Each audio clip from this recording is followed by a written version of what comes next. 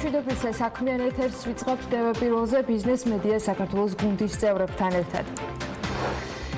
ეკონომიკისა და ჯანდაცვის განათლების მინისტრები გუშინ ჭიათურაში ჩავიდნენ 11-დღიანი შიმშილობა დასრულებულია შეხვედრა პროტესტის მონაწილეებთან შედგა და მისი დასრულების შემდეგ გაირკვა რომ შეთანხმება შედგა და პროტესტი შეწყდა.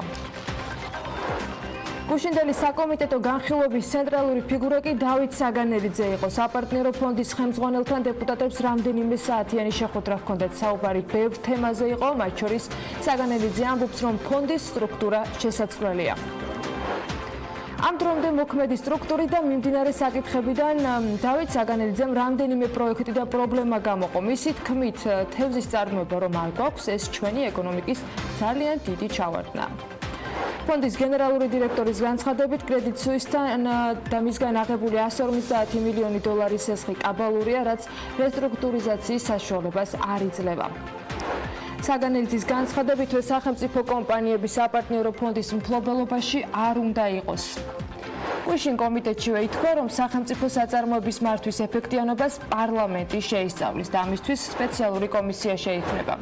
საქართველოში მეცხოველეობის განვითარების ხელშეწყობისათვის ახალი პროექტი იწყება 5 წლიან პროექტს შეერთებული შტატები სოფლის მეურნეობის სამინისტროსთან ერთად 10 მილიონი დოლარით დააფინანსებს. 2019 წლის აჭარის რესპუბლიკური ბიუჯეტის შემოსულობების საპროგნოზო მაჩვენებელი კი 18,2 მილიონი ლარით იზრდება. კომერციული ბანკების საკრედიტო პორტფელში მრეწველობის სექტორი ლიდერობს. საქართველოს ბანკმა Global Finance-ის ჯილდო მიიღო. საერთაშორისო გამოცემამ საქართველოს ბანკი ქვეყნის საუკეთესო კასტოდიან ბანკად კიდევ ერთხელ დაასახელა.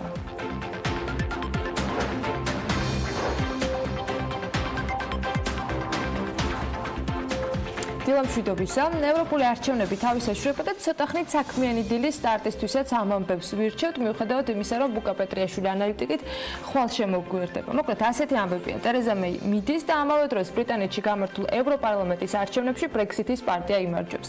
იმის გამო, რომ ევროკავშირის დატოვება დაწესებულ ვადაში ვერ მოახერხა, არჩევნებში მონაწილეობა დიდმა ბრიტანეთმაც მიიღო. ბრიტანეთში ჩატარებულ არჩევნებში გამარჯვება ნაიჯელ ფარაჟის მიერ შექმნილმა ახალმა ბრექსიტის პარტიამ მოიპოვა. მათ 28 ადგილი მიიღეს. მეორე პოზიცია კი ევროკავშირში დარჩენის მომხრე ლიბერალ დემოკრატებმა დაიკავეს და ჯამში 15 ადგილი ერგოთ. 2014 წლის არჩევნებთან შედარებით დიდი დანაკარგი აქვთ მაგალითად კონსერვატულ და ლეიბორისტულ პარტიებს. ლეიბორისტულმა პარტიამ 10, მწვანეთა პარტიამ კი 7, კონსერვატორებმა ჯამში მხოლოდ 3 ადგილი მოიპოვეს. ევროკავშირის არჩევნებში მონაწილეობა ბრიტანელი აუმშევლების 37%-მა მიიღო. ფარაჟის თქმით, ამ ორ მთავარ პარტიას შეუძლია ამ შედეგებისგან დიდი მესიჯი მიიღოს. მან ბრექსიტის მოლაპარაკებებში მონაწილეობა მოითხოვა. გახსოვთ ალბათ ბრიტანეთს ევროკავშირი 29 მარტს უნდა დაეტოვებინა, ეს ბოლო თარიღი იყო. თუმცა იქამდე კიდევ ბევრი თარიღი დასახელდა, მაგრამ იმის გამო, რომ პრემიერ-მინისტრ ტერეზა მეის მიერ ევროკავშირთან მიღწეული ბრექსიტის შეთანხმება ბრიტანეთის პარლამენტმა 3-ჯერ ჩააგდო, მეიმ ევროკავშირისგან გასვლის გადადება ითხოვა. ამჟამად ბრიტანეთს ევროკავშირის დასატოვებლად დრო აქვს 31 ოქტომბრამდე. ტერეზა მეიმ პრემიერ-მინისტრის პოსტი გასულ კვირას დატოვა, უბრალოდ 7 ივნისიდან ის უკვე აღარ შეასრულებს მოვალეობას და მისი შემცვლელის ვინაობა ჯერ უცნობი რჩება. წინასწარი შედეგების თანახმად ევროპარლამენტში ყველაზე დიდ ბლოკად კვლავ მემარჯვენე ცენტრისტული ევროპული სახალხო პარტია რჩება. შედეგები გააუმჯობესეს ლიბერალურმა და მწვანეთა პარტიამ და ასევე ნაციონალისტურმა პარტიებმა. შედეგების თანახმად სახალხო პარტიის კოალიციის შესაქმნელად მხოლოდ სოციალისტურ და დემოკრატიულ ბლოკებთან თანამშრომლობა აღარ ეყოფათ და ლიბერალური და მწვანე პარტიების მხარდაჭერაც დასჭირდებათ. სახალხო პარტიამ კი 179 ადგილი მოიპოვა. შედარებისათვის 2014 წელს მათ 16 ადგილი მიიღეს, სოციალისტებისა და დემოკრატების მიერ მოპოვებული ადგილების რაოდენობა კი 191-დან 150-მდე შემცირდა. პოპულისტური და ულტრამემარჯვენე პარტიებმა კი 58 ადგილი დაისაკუთრეს, რაც 2014 წლის მაჩვენებელზე 18-ით გაზრდილია, ხოლო თავისუფლებისა და პირდაპირი დემოკრატიის ჯგუფებმა, რომელშიც ბრექსიტის პარტია ჩედის, მოსალოდნელზე მეტი 56 ადგილი მიიღო. რაც შეეხება დანარჩენ ევროპას, მიუხედავად იმისა, რომ წინასწარი შედეგების მიხედვით კვლავ ევროკავშირის მომხრე პარტიები ლიდერობენ, 2014 წლის შემდეგ გაზრდილი მხარდაჭერა მიიღეს ულტრამემარჯვენე და პოპულისტურმა პარტიებმა. საფრანგეთში პრეზიდენტ ემანუელ მაკრონის ცენტრისტულმა რენესანსის ალიანსმა ხმათა მხოლოდ 22% დაისაკუთრა და მისმა მთავარმა ოპონენტმა მარინ ლე პენმა და მისმა ულტრამემარჯვენე ანტი-საიმიგრაციო პარტიამ 24%-ის მხარდაჭერა მოაგროვა. ნაციონალისტური პარტიები ლიდერობენ იტალიაშიც, ულტრამემარჯვენე ჩრდილოეთის რიგის პარტია მიღებული 34%-ით 28 ადგილი დაისაკუთრა. უნგრეთში ვიქტორ ორბანის პარტიამ 52% და ქვეყნის 21 ადგილიდან 13 ადგილი მიიღო. მისი თქმით, არჩევნები მიგრაციის წინააღმდეგ ახალი ერის დასაწყისი იქნება. ჯამში პოპულისტურმა და ულტრამემარჯვენე პარტიებმა 58 ადგილი მიიღეს, რაც 2014 წლის მაჩვენებელზე, როგორც გითხარით, 18 ადგილით მეტია, ხოლო თავისუფლების და პირდაპირ დემოკრატიის ჯგუფებმა, რომელშიც მათ შორის ბრექსიტის პარტიაც შედის, მოსაოდნელზე მეტი 56 ადგილი მიიღო. ამ არჩევნებში მონაწილეობა უკანასკნელი 20 წლის განმავლობაში ყველაზე მეტმა მომრჩეველმა სწორედ წელს მიიღო და 2014 წლის არჩევნებს თუ შევადარებთ, მაშინ ამორჩეულთა მხოლოდ 43% გამოცხადდა ხმის მისაცემა, წელს კი საშუალო მაჩვენებელი 51%-მდე იყო. ყველაზე მაღალი აქტივობა დანიაში დაფიქსირდა, სადაც 63% მოსახლეობისა მივიდა და ხმა მისცა სასურველ კანდიდატს. რაოდენობა გაორმაგდა უნგრეთსა და პოლონეთშიც, ევროპარლამენტში სულ 751 კანონმდებელი იქნება და ისინი მონაწილეობას ევროკავშირის კანონმდებლობის შემუშავებაში და ევროკომისიის დამტკიცებაში მიიღებენ. გარდა ამისა, ევროპარლამენტი ირჩევს ევროკომისიის პრეზიდენტსაც და ამტკიცებს ევროკავშირის ბიუჯეტსაც. შესაბამისად, ძალთა ბალანსი მნიშვნელოვანი იქნება მომავალი ხელმძღვანელობის შერჩევისასაც. ამასობაში ცოტა აღმოსავლეთისაკენაც უნდა გადმოვინაცვლოთ. უკრაინაში ასეთი ამბები გვაქვს. უკრაინელი ბიზნესმენი კოლომოისკი უკრაინის ახალ პრეზიდენტს თავაზობს, რომ ქვეყანაში დეფოლტი გამოაცხადოს. ამასთან დაკავშირებით მან ბრიტანულ გამოცემა Financial Times-თან ინტერვიუში განაცხადა და ასეთ რაღაცას ამბობს. ვფიქრობ, კრედიტორებს ბერძნების მსგავსად უნდა მოვექცეთ, ან მაგალითად არგენტინა ავიღოთ. რამდენჯერ იყო დეფოლტი არგენტინაში? და მათ მაინც შეძლეს ვალების რესტრუქტურიზაცია, ამბობს ოლიგარქი. ამჟამად კიევში საერთაშორისო საავტო ფონდის მისია იმყოფება, რომელიც უკრაინის ახალ ხელისუფლებასთან მართავს მოლაპარაკებებს. 2018 წელს უკრაინამ და საერთაშორისო საავტო ფონდმა მიაღწიეს შეთანხმებას, რომლის რეალიზაციის შემთხვევაშიც კიევი $3 მილიარდ 900 მილიონ კრედიტს მიიღებს. ისიც უნდა ვთქვათ აუცილებლად, რომ საერთაშორისო საავტო ფონდმა მხარი პრივატბანკის ნაციონალიზაციას დაუჭირა. ეს ბანკი კოლომოისკის ეკუთვნის, ბიზნესმენმა მისი ნაციონალიზაცია სასამართლოში გაასაჩივრა კიდეც. კოლომოისკი უკრაინაში სულ რამდენიმე დღის წინ უკრაინის პრეზიდენტად ვლადიმერ ზელენსკის არჩევის შემდეგ დაბრუნდა. მას საჯაროთაც უჭერდა მხარს და მას ეკუთვნის ტელეარხი 1+1, რომელზეც სტუდია კვარტალ 95-ის გადაცემები გადიოდა. და ამ სტუდიის დაფუძნებელი კი უკვე მოქმედი პრეზიდენტი ვლადიმერ ზელენსკია. ზელენსკი და უკრაინელი ხალხი დიდი გამოწვევის წინაშე იქნება. მსოფლიო ბანკმა უკრაინა უღარიბეს ქვეყნებს შორის დაასახელა, მიუხედავად იმისა, რომ 2014-15 წლების კრიზისის შემდეგ უკრაინაში ეკონომიკური ზრდა აღდგა, მისი ტემპები კი ჯერ მაინც ძალიან დაბალია, საიმისოდ, რომ ქვეყნის მოქალაქეების ანაზღაურება მეზობელი ევროპული ქვეყნების მოქალაქეების ანაზღაურებას გაუტოლდეს. ამასთან დაკავშირებით მსოფლიო ბანკის მიერ გამოქვეყნებულ ანგარიში დეტალურად არის ჩანაწერი გაკეთებული. ანგარიში უკრაინის ეკონომიკური ზრდის რეალიზაციის პოტენციალსაც ეხება და ექსპერტები აღნიშნავენ, რომ კრიზისული წლების განმავლობაში ქვეყნის ეკონომიკა ჯამში 16%-ით არის შემცირებული. 2016-17 წლებში კი ქვეყნის ეკონომიკის ზრდა 2.4%-იანი მაჩვენებელი აჩვენა, ხოლო 2018 წელს 3.3%-ს მიაღწია. სიღარიბის დონის შემცირებისათვის, რომლის მაჩვენებელიც ქვეყანაში იმ დონეზე რჩება, რა დონეზეც იგი იყო კრიზისული წლების დაწყებამდე, აუცილებელი უფრო სწრაფი ეკონომიკური ზრდა უახლოესი დროის განმავლობაში, წერია ანგარიშში. უკრაინაში კი სპეციალისტები მივიდნენ იმ დასკვნამდეც, რომ ჯერ კიდევ ბევრი საქმეა გასაკეთებელი საიმისოდ, თუ კი უკრაინა მიისწრაფის, რომ გახდეს ისეთი სახელმწიფო, სადაც მოქალაქეებს მაღალი შემოსავალი ექნებათ. დღეისთვის უკრაინა ერთ სულ მოსახლეზე მთლიანი შიდა პროდუქტის დონის მიხედვით ისევ რეგიონის ერთ-ერთ ყველაზე ღარიბ ქვეყნად რჩება. ამგვარად ამ ანგარიშის ავტორებმა უკრაინა მოლდოვის, სომხეთის და საქართველოს გვერდით დააყენეს. ექსპერტები იმასაც აღნიშნავენ, რომ იმ შემთხვევაში, თუ კი უკრაინის ეკონომიკური ზრდის ტემპი უცვლელი დარჩება, საჭირო იქნება 50 წელი, რათა ქვეყანამ დღევანდელ პოლონეთში არსებულ შემოსავლების დონეს მიაღწიოს. მთელ ამ პოსტსაარჩევნო ამბების ციებ-ცხელებაში საქართველოს ადგილიც რომ ვიპოვოთ, ეკონომისტის რეიტინგი უნდა გაგაცნოთ, რომლის შედეგებმაც არ ამგონია რომ აღგაფრთოვანოთ, მაგრამ ფაქტის ახეზია.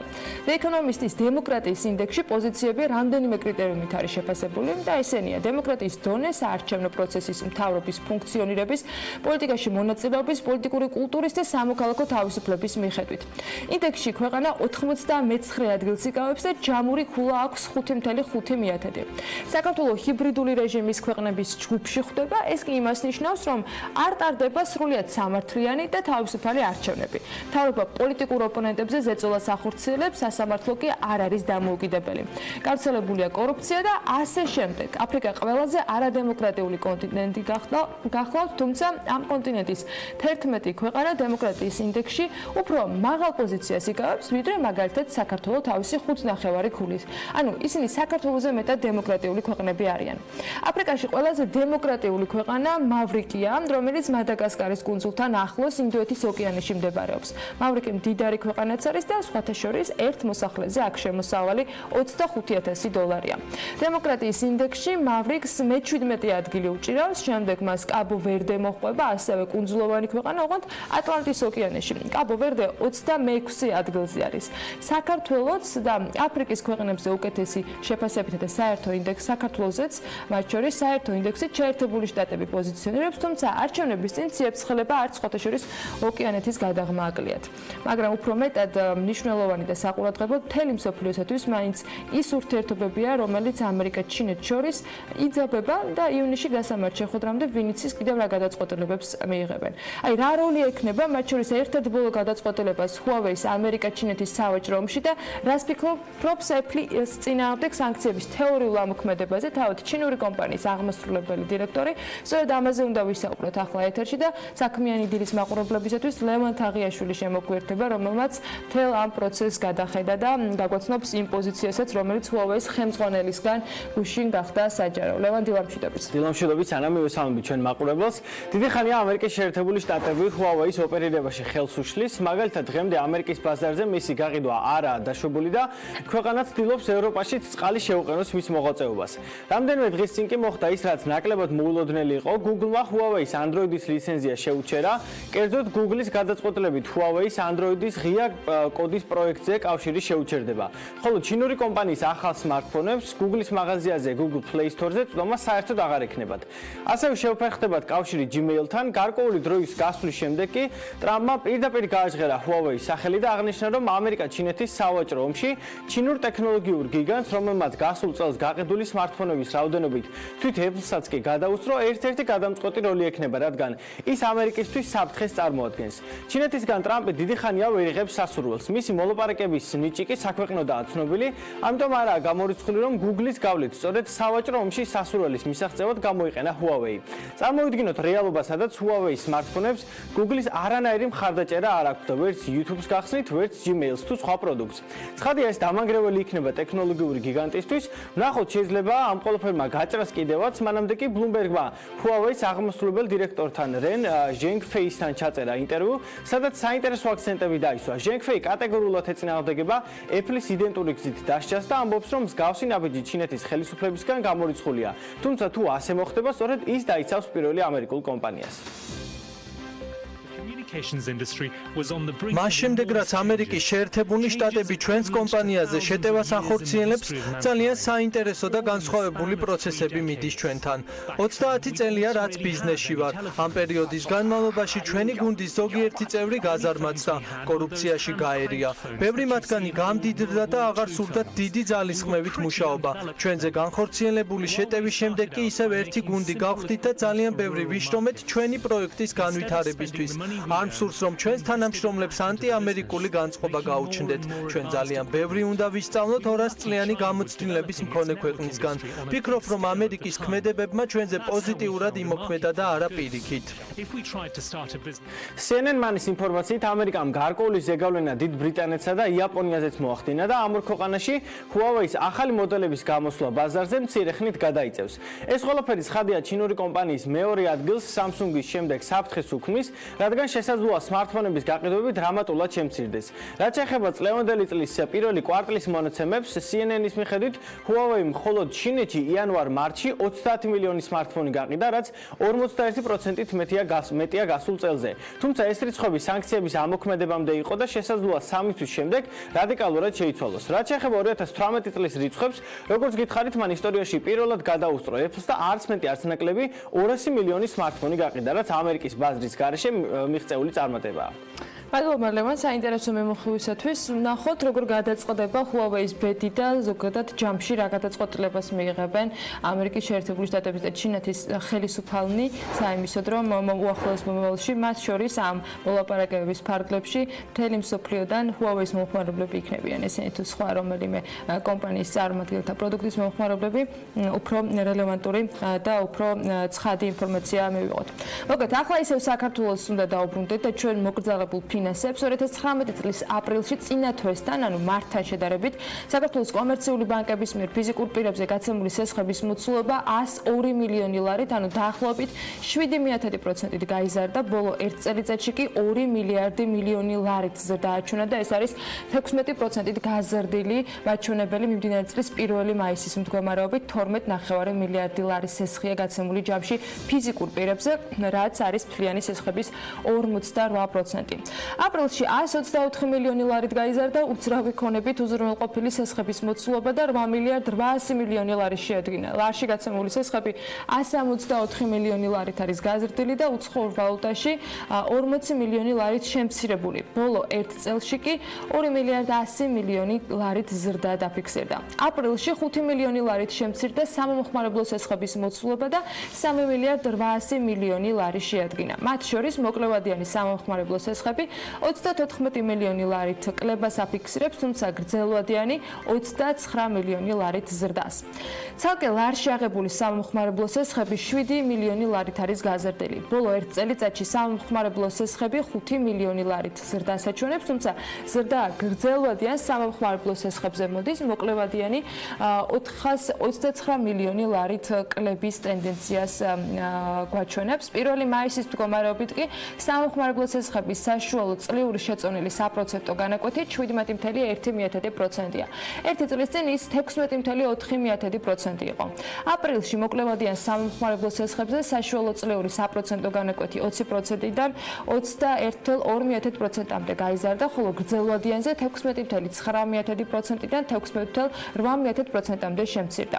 2019 წლის 1 მაისის მონაცემებით კომერციულ ბანკებს ეკონომიკის დარგებზე მთლიანად 26 მილიარდ ლარზე მეტი სესხი აქვს გაცემული. ბანკების საკრედიტო პორტფელში ლიდერი კი მრეწველობის სექტორია. ამ სეგმენტზე ბანკებს 3 მილიარდ ლარზე მეტი სესხი აქვს გაცემული, მეორე ადგილზე ვაჭრობა არის, სადაც საკრედიტების მაჩვენებელი 2 მილიარდ 700 მილიონი ლარია. მესამეზე მშენებლობა. ეროვნული ბანკის სტატისტიკის მიხედვით 2019 წლის 1 მაისის მდგომარეობით ბანკების მიერ მშენებლობის სექტორზე მილიარდ 300 მილიონი ლარის კრედიტია გაცემული. ეკონომიკის ტოპ 5 სექტორი, რომელიც კომერციულმა ბანკებმა 2019 წლის 1 მაისის მდგომარეობით ყველაზე მეტად დააკრედიტეს, იყო მრეწველობა 3 მილიარდ 97 მილიონ 571 ლარით, ვაჭრობა 2 მილიარდ 718 მილიონი ლარით, მშენებლობა მილიარდ 309 მილიონი ლარით, ოპერაციები უძრავი ქონებით, კვლევები, კომერციული საქმიანობა კი მილიარდ 173 მილიონ 786 ლარით. კიდევ ერთი ამ ტოპ 5-ში ეს არის სასტუმროები და რესტორნები, რისთვისაც დაკრედიტება დაახლოებით ჯამურად მილიარდ 24 მილიონ 865 ლარს შეადგენდა. რაც შეეხება ეკონომიკის იმ დარგს, რომლის დაკრედიტებაზეც ყველაზე ცოტა კრედიტია გაცემული, ეს განათლებაა. 2019 წლის 1 მაისის მდგომარეობით ბანკების მიერ განათლების სექტორი მხოლოდ 144 მილიონ 685 ლარით არის დაკრედიტებული. ახლა დანარჩენ სიახლეებსაც გადავხედოთ. ბათუმში EBRD-ის მხარდაჭერით ახალი საწარმო გაიხსნა. სამშენებლო მასალების მწარმოებელი და იმპორტიორი კომპანია Nova 2007 წლიდან არის ქართულ ბაზარზე და კომპანიაში 340 ადამიანია დასაქმებული. გუშინდელი გახსნით კი ის ფართოვდება. არასამთავრობო ორგანიზაციების კვლევის თანახმად 12 ინსპექტირება ჩატარებული სატრანსპორტო საშუალებიდან 5-მა გამონაბოლქვის ტესტის მოთხოვნები მაინც ვერ დააკმაყოფილა. ქუთაისში ელექტრომობილების მწარმოებელი ქარხნის მშენებელ კომპანიასთან ხელი სამხრივ მემორანდუმს მოეწერა. ეს მემორანდუმი გუშინ გაფორმდა ქუთაისში ელექტრომობილების მწარმოებელი ქარხნის მშენებელ კომპანიასთან. შესაბამისად, კომპანია AI Group-ი ქუთაისში 100 ჰექტარ ფართობ ტერიტორიაზე 24 თვის ვადაში ელექტრომობილების მწარმოებელ საწარმოს ააშენებს. ქარხანაში თავდაპირველად დაახლოებით 300 ადგილობრივი დასაქმდება. AI Group-ი ელექტრომობილებს ჩინურ ავტომწარმოებელ კომპანიასთან ჩანგანისთან თანამშრომლობით გამოუშვებს. ქარხნის ასაშენებლად კი AI Group-მა მემორანდუმი როგორც ეკონომიკის სამინისტროსთან, ისე ქონების ეროვნულ სააგენტოსთან მიწის გადაცემისათვის და ჩინურ კომპანიასთან წარმოების ლიცენზიის მისაღებად გააფორმა. საქართველო განამტკიცებს თავის პოზიციებს და გახდება მაღალტექნოლოგიური პროდუქციის ექსპორტიორი ევროპაში, რაც ძალიან მნიშვნელოვანია. ასევე ძალიან მნიშვნელოვანია, რომ ჩვენი გადაწყვეტილებით ეს ქარხანა აშენდება სწორედ ქუთაისში, რომელიც მდიდარი არის თავისი მანქანათმშენებლობის ტრადიციებით და ჩვენ ეს ტრადიცია მანდ უნდა ავაღორძინოთ და ამისთვის სახელმწიფო გადასცემს შესაბამის მიწას და მხარს დაუჭერს ამ ქარხნის მშენებლობას. ჩვენ ვართ ჩინეთის ერთ-ერთი ყველაზე დიდი სახელმწიფო კომპანია. ჩვენს ადგილობრივ პარტნიორთან ერთად აგვაშენებთ ავტომობილების ქარხანას. გსურს რომ ყველაზე თანამედროვე ახალი ტექნოლოგიების და მაღალი ხარისხის პროდუქცია ჩამოვიტანოთ საქართველოში. ამისთვის ჩვენ ყველანაირ მხარდაჭერას უცხადებთ ადგილობრივ პარტნიორს. იმედი გვაქვს, რომ ჩვენი წარმოებით მოხდება საქართველოში ხალხის დასაქმება და ასევე სახელმწიფოსაც მოუტანს ეს მეტ შემოსავალს.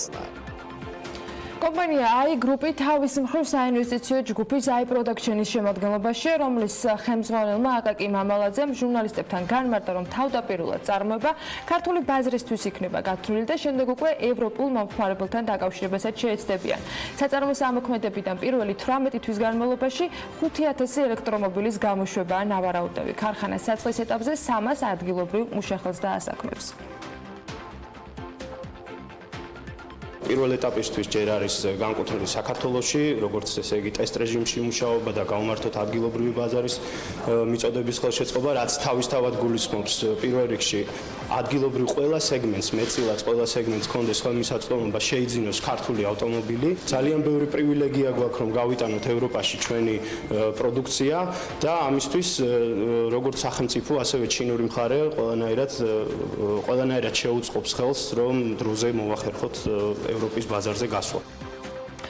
ამ საინვესტიციო კომპანიასთან, რომელიც ელექტრომობილების ქარხანას ააშენებს, დაკავშირებული ასევე აიქარი, რომელიც ავტომობილების გაქირავების სერვისს გვთავაზობს. ჯგუფის ხელმძღვანელმა ეკონომიკის მინისტრთან ერთად განმარტა, რომ ამ ჯგუფში რუსული წარმოშობის ინვესტორებს ადგილი არ აქვთ.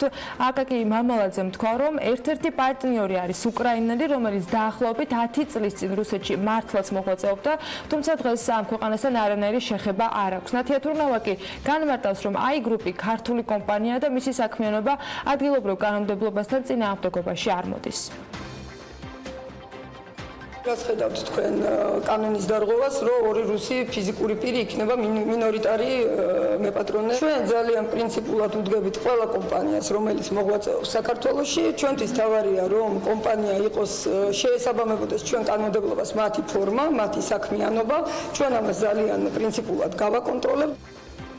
7 ივნისს ეკონომიკისა და მდგრადი განვითარების მინისტრი პარლამენტში მივა. ამასთან დაკავშირებით დარგობრივი ეკონომიკისა და ეკონომიკური პოლიტიკის კომიტეტის თავმჯდომარემ რომან კაკულიამ გუშინ განაცხადა, კაკულიამ ეს განმარტება ჯორჯია მანგანისის გარშემო განვითარებულ მოვლენებზე კომენტარისას გააკეთა. ისიც აღნიშნა, რომ დროებითი მმართველის დაბარება დროულად უნდა მოხდეს, თუმცა მას შემდეგ, რაც გუშინ ეკონომიკის მინისტრი, განათლების მინისტრი და ჯანდაცვის მინისტრი პროტესტის მონაწილეებთან ადგილზე ჩავიდნენ, დროებითი მმართველის დაბარება საკანონმდებლო ორგანოში გადაიდო. ნათიათურნავას მისვლა პარლამენტში შედგება თუ არა, ეს ჯერ უცნობია, თუმცა კვირის ბოლოს დავით სერგეენკოს და პრემიერ-მინისტრ მამუკა ბახტაძეს პარლამენტში მაინც ელოდებიან.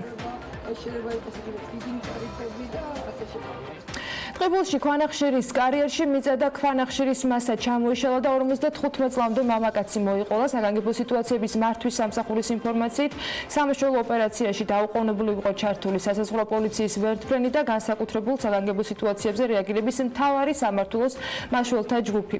ადგილზე ასევე იმყოფებოდნენ პოლიციის ეკიპაჟები და სასწრაფო სამედიცინო დახმარების ჯგუფები.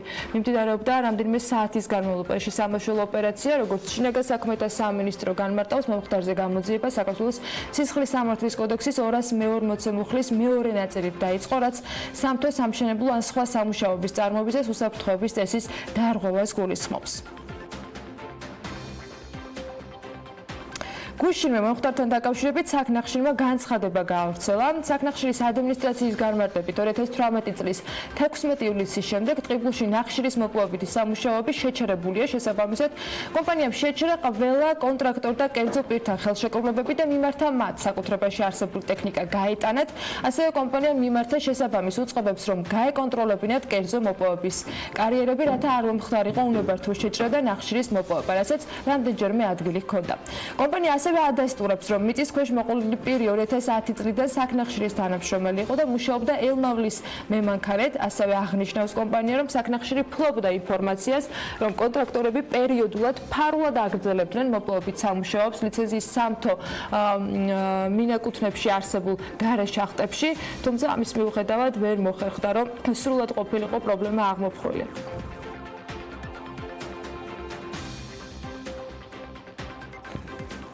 საქართველოში უკვე 2 კვირა მწვანელი ძვირდება. ისროითის საანალიტიკოსებმა რეგიონის ბაზარზე არსებული ვითარება შეისწავლეს, რომლის მიხედვითაც ქვეყანაში პროდუქტის ღირებულება 1 კვირაში 30%-დან 100%-მდე გაიზარდა. ამავე კვლევის მიხედვით გასულ კვირას ოხრახუშის ფასი გაზრდილი არის პოლონეთში, სადაც 1 კილოგრამი პროდუქტის ღირებულებამ $4 გადააჭარბა. მოლდოვაში კი საბითუმო ფასი 13-დან 15%-მდე დაეცა.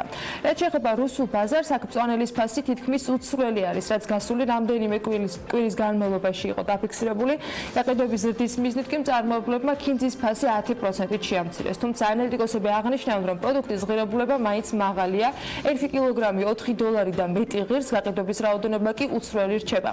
ქინძის ფასი საკმაოდ მაღალი იყო უკრაინაშიც, კერძოდ 1 კილოგრამი პროდუქტი $9 ღირდა. ეს მაშინ, როდესაც რეგიონის სხვა ქვეყნებში ქინძის ფასი საშუალოდ $1.5 ფიქსირდებოდა. რაც შეეხება ოხრახუშს და კამის ფასს, მოლდოვაში, უკრაინასა და რუსეთში ის $2-ად ფასობს. ექსპერტები იმასაც აღნიშნავენ, რომ საქართველოში მწვანელის ფასი ზრდა იმავე ტემპით გაგრძელდა, როგორც გასული რამდენიმე კვირის განმავლობაში. სულ მალე ოხრახუშის და კამის ფასი აქაც იგივე ნიშნულს, კერძოდ $2 მიუახლოვდება. ამასთან ექსპერტების შეფასებითვე მაისის მესამე კვირაში მწვანელის სახეობებს შორის ყველაზე ძვირი ბაზილიკი იყო.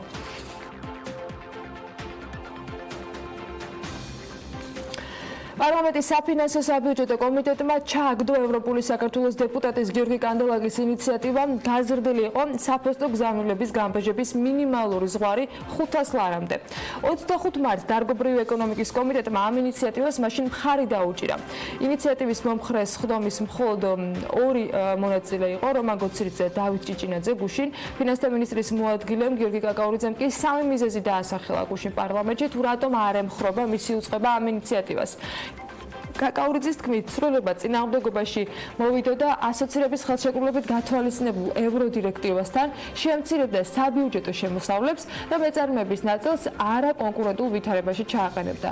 დღეისთვის საგადასახადო კოდექსის 199 მუხლის მიხედვით, თუ გამოწერილი საქონლის ღირებულება 300 ლარს აღემატება, ის გამბაჟებას ექვემდებარება. გასული წლების მანძილზე ქართველი ინტერნეტმოვაჭრეები ეროვნული ვალუტის გაუფასურებამ მნიშვნელოვნად დააზარალა. 2012 წელს $180 ამონეთის გამოწერა იყო შესაძლებელი დამატებით ღირებულების, ანუ 18%-ის გადახდის გარეშე. დღევანდელი მოცემულობით კი დღეს გადახდა ინტერნეტ მოვაჭრეებს უკვე $108-ზე ძვირი საქონლის გამოწერის შემთხვევაში უხდებათ. 30 მაისს წინანდალში სასტუმრო რედისონ კოლექშენი კახეთის საერთაშორისო საინვესტიციო რეგიონული ფორუმის მასპინძელია, რომელშიც 20-ზე მეტი საერთაშორისო და 150-მდე ქართული კომპანია მიიღებს მონაწილეობას. ფორუმის მიზანია პოტენციური ინვესტორებისათვის კახეთის რეგიონში არსებული საინვესტიციო შესაძლებლობების გაცნობა. ამ ღონისძიების ფარგლებში განხილული იქნება საქართველოს ეკონომიკის კონკურენტუნარიანობა რეგიონალურ და გლობალურ დონეზე. ამასთან ფორუმის მონაწილეები საგარეო ვაჭრობის განვითარების და პირდაპირ უცხოური ინვესტიციების მოზიდვის გზებზეც იმსჯელებენ. ენდოკრინოლოგიისა და მეტაბოლიზმის ასოციაციის ორგანიზებით საერთაშორისო სამედიცინო კონფერენცია გაიმართა. ღონისძიება კი თავის მხრივ მიზნად ქართული ექიმების პროფესიული განათლების დონის ამაღლების, სიბერესთან ასოცირებული ენდოკრინული დაავადებების სპეციფიკურ კურნალობას და მართვას გულისხმობდა. კონფერენციაზე მოხსენებით სოფლიო დონის ექსპერტები და პროფესორები ამერიკიდან და ესპანეთიდან იყვნენ წარმოდგენილები.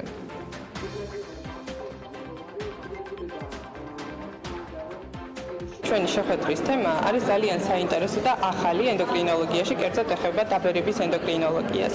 და დღეს ჩვენ გვაქვს პატივი, გვყავდა საერთაშორისო ექსპერტთა გუნდი გერიატრიულ ენდოკრინოლოგიაში, რომელიც თავის ცოდნასა და გამოცდილებას გაუზიარებს ქართველ კოლეგებს.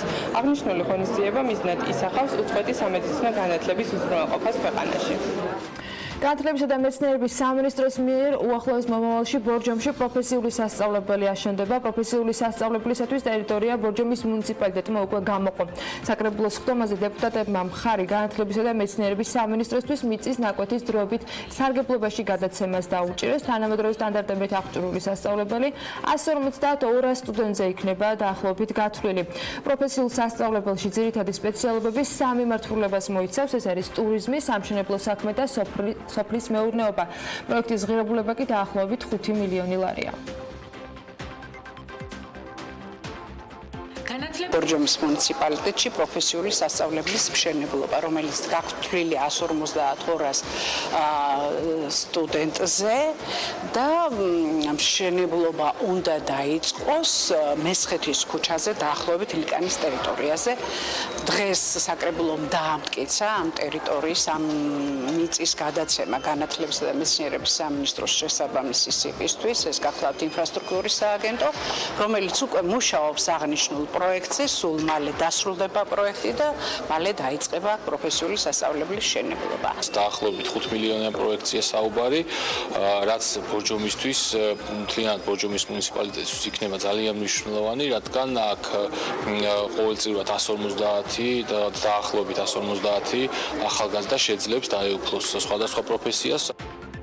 სოფელ არაშენ და დარჩეთის დამაკავშირებელი შიდა საუბნო გზის რეაბილიტაცია უახლოეს მომავალში დაიწყება. სამუშაოები რეგიონში განსახორციელებელი პროექტის ფონდიდან ადგილობრივი ბიუჯეტის თანადაფინანსებით უნდა განხორციელდეს. მერის წარმომადგენლის სიმონ არსენიშვილის განმარტებით პროექტის ფარგლებში მოასფალტდება 1600 მეტრის სიგრძის გზა და მიერთებები.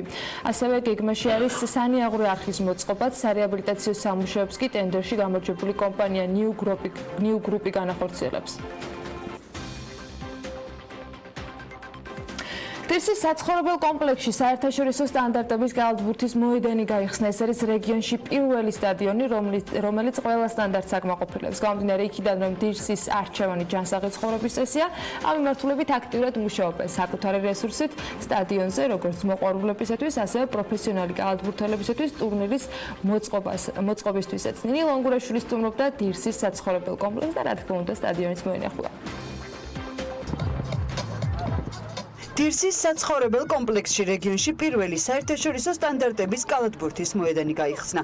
საზეიმო გახსნა ევროკავშირის ჯანსაღი ცხოვრების პოპულარიზაციის პროგრამა დაიბრუნეს შენი ქუჩების ფარგლებში დაავადებათა კონტროლის ეროვნული ცენტრის, საქართველოს კორპორატიული სპორტის ფედერაციისა და ჯანმრთელობის ხელშეწყობისა და განათლების ფონდის ერთობლივი ორგანიზებით გაიმართა. დღეს გავხსენით საერთაშორისო სტანდარტების ქუჩის კალათბურთის მოედანი, როგორც აღმოჩნდა პირველი არის თბილისში.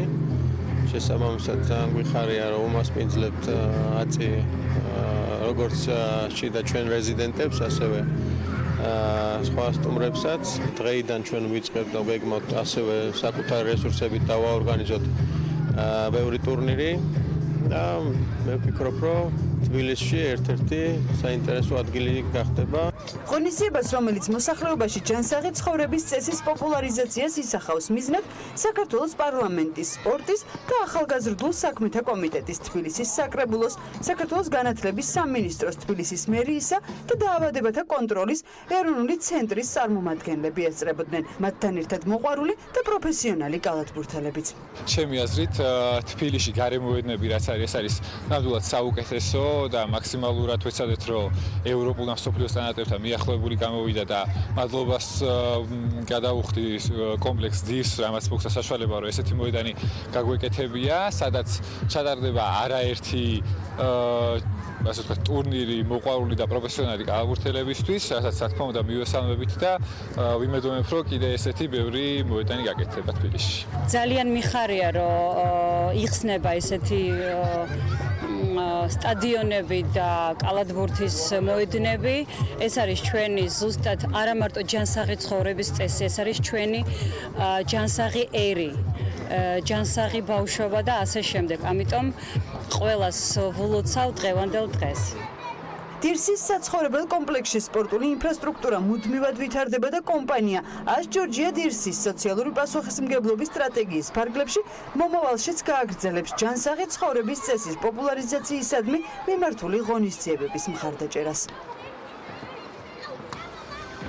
Არწმუნებულია, რომ მათ შორის კალათბურთის სათამაშო და ამინდი განსაკუთრებით მონდომებულებს ხელს ვერ შეუშლის, მაგრამ მაინც გადავხედოთ, როგორია ამინდი გოლდება დღეს. გარემოს ეროვნული სააგენტო კი გვატყობინებს, რომ ამინდი განპირობებული იქნება ამიერკავკასიის ჩრდილოეთიდან მოქმედი გრიდი და სამხრეთიდან გავრცელებული თბილი ჰაერის მასების ურთიერთქმედებით საქართველოში მოსალოდნელია დრო გამოშვებით მოგვიანობის მომატება. დასავლეთში უმეტესად უნალექოს ჩაივრის დღე, აღმოსავლეთში ზოგან იქნება ხანმოკლე წვიმა და ელჭექი.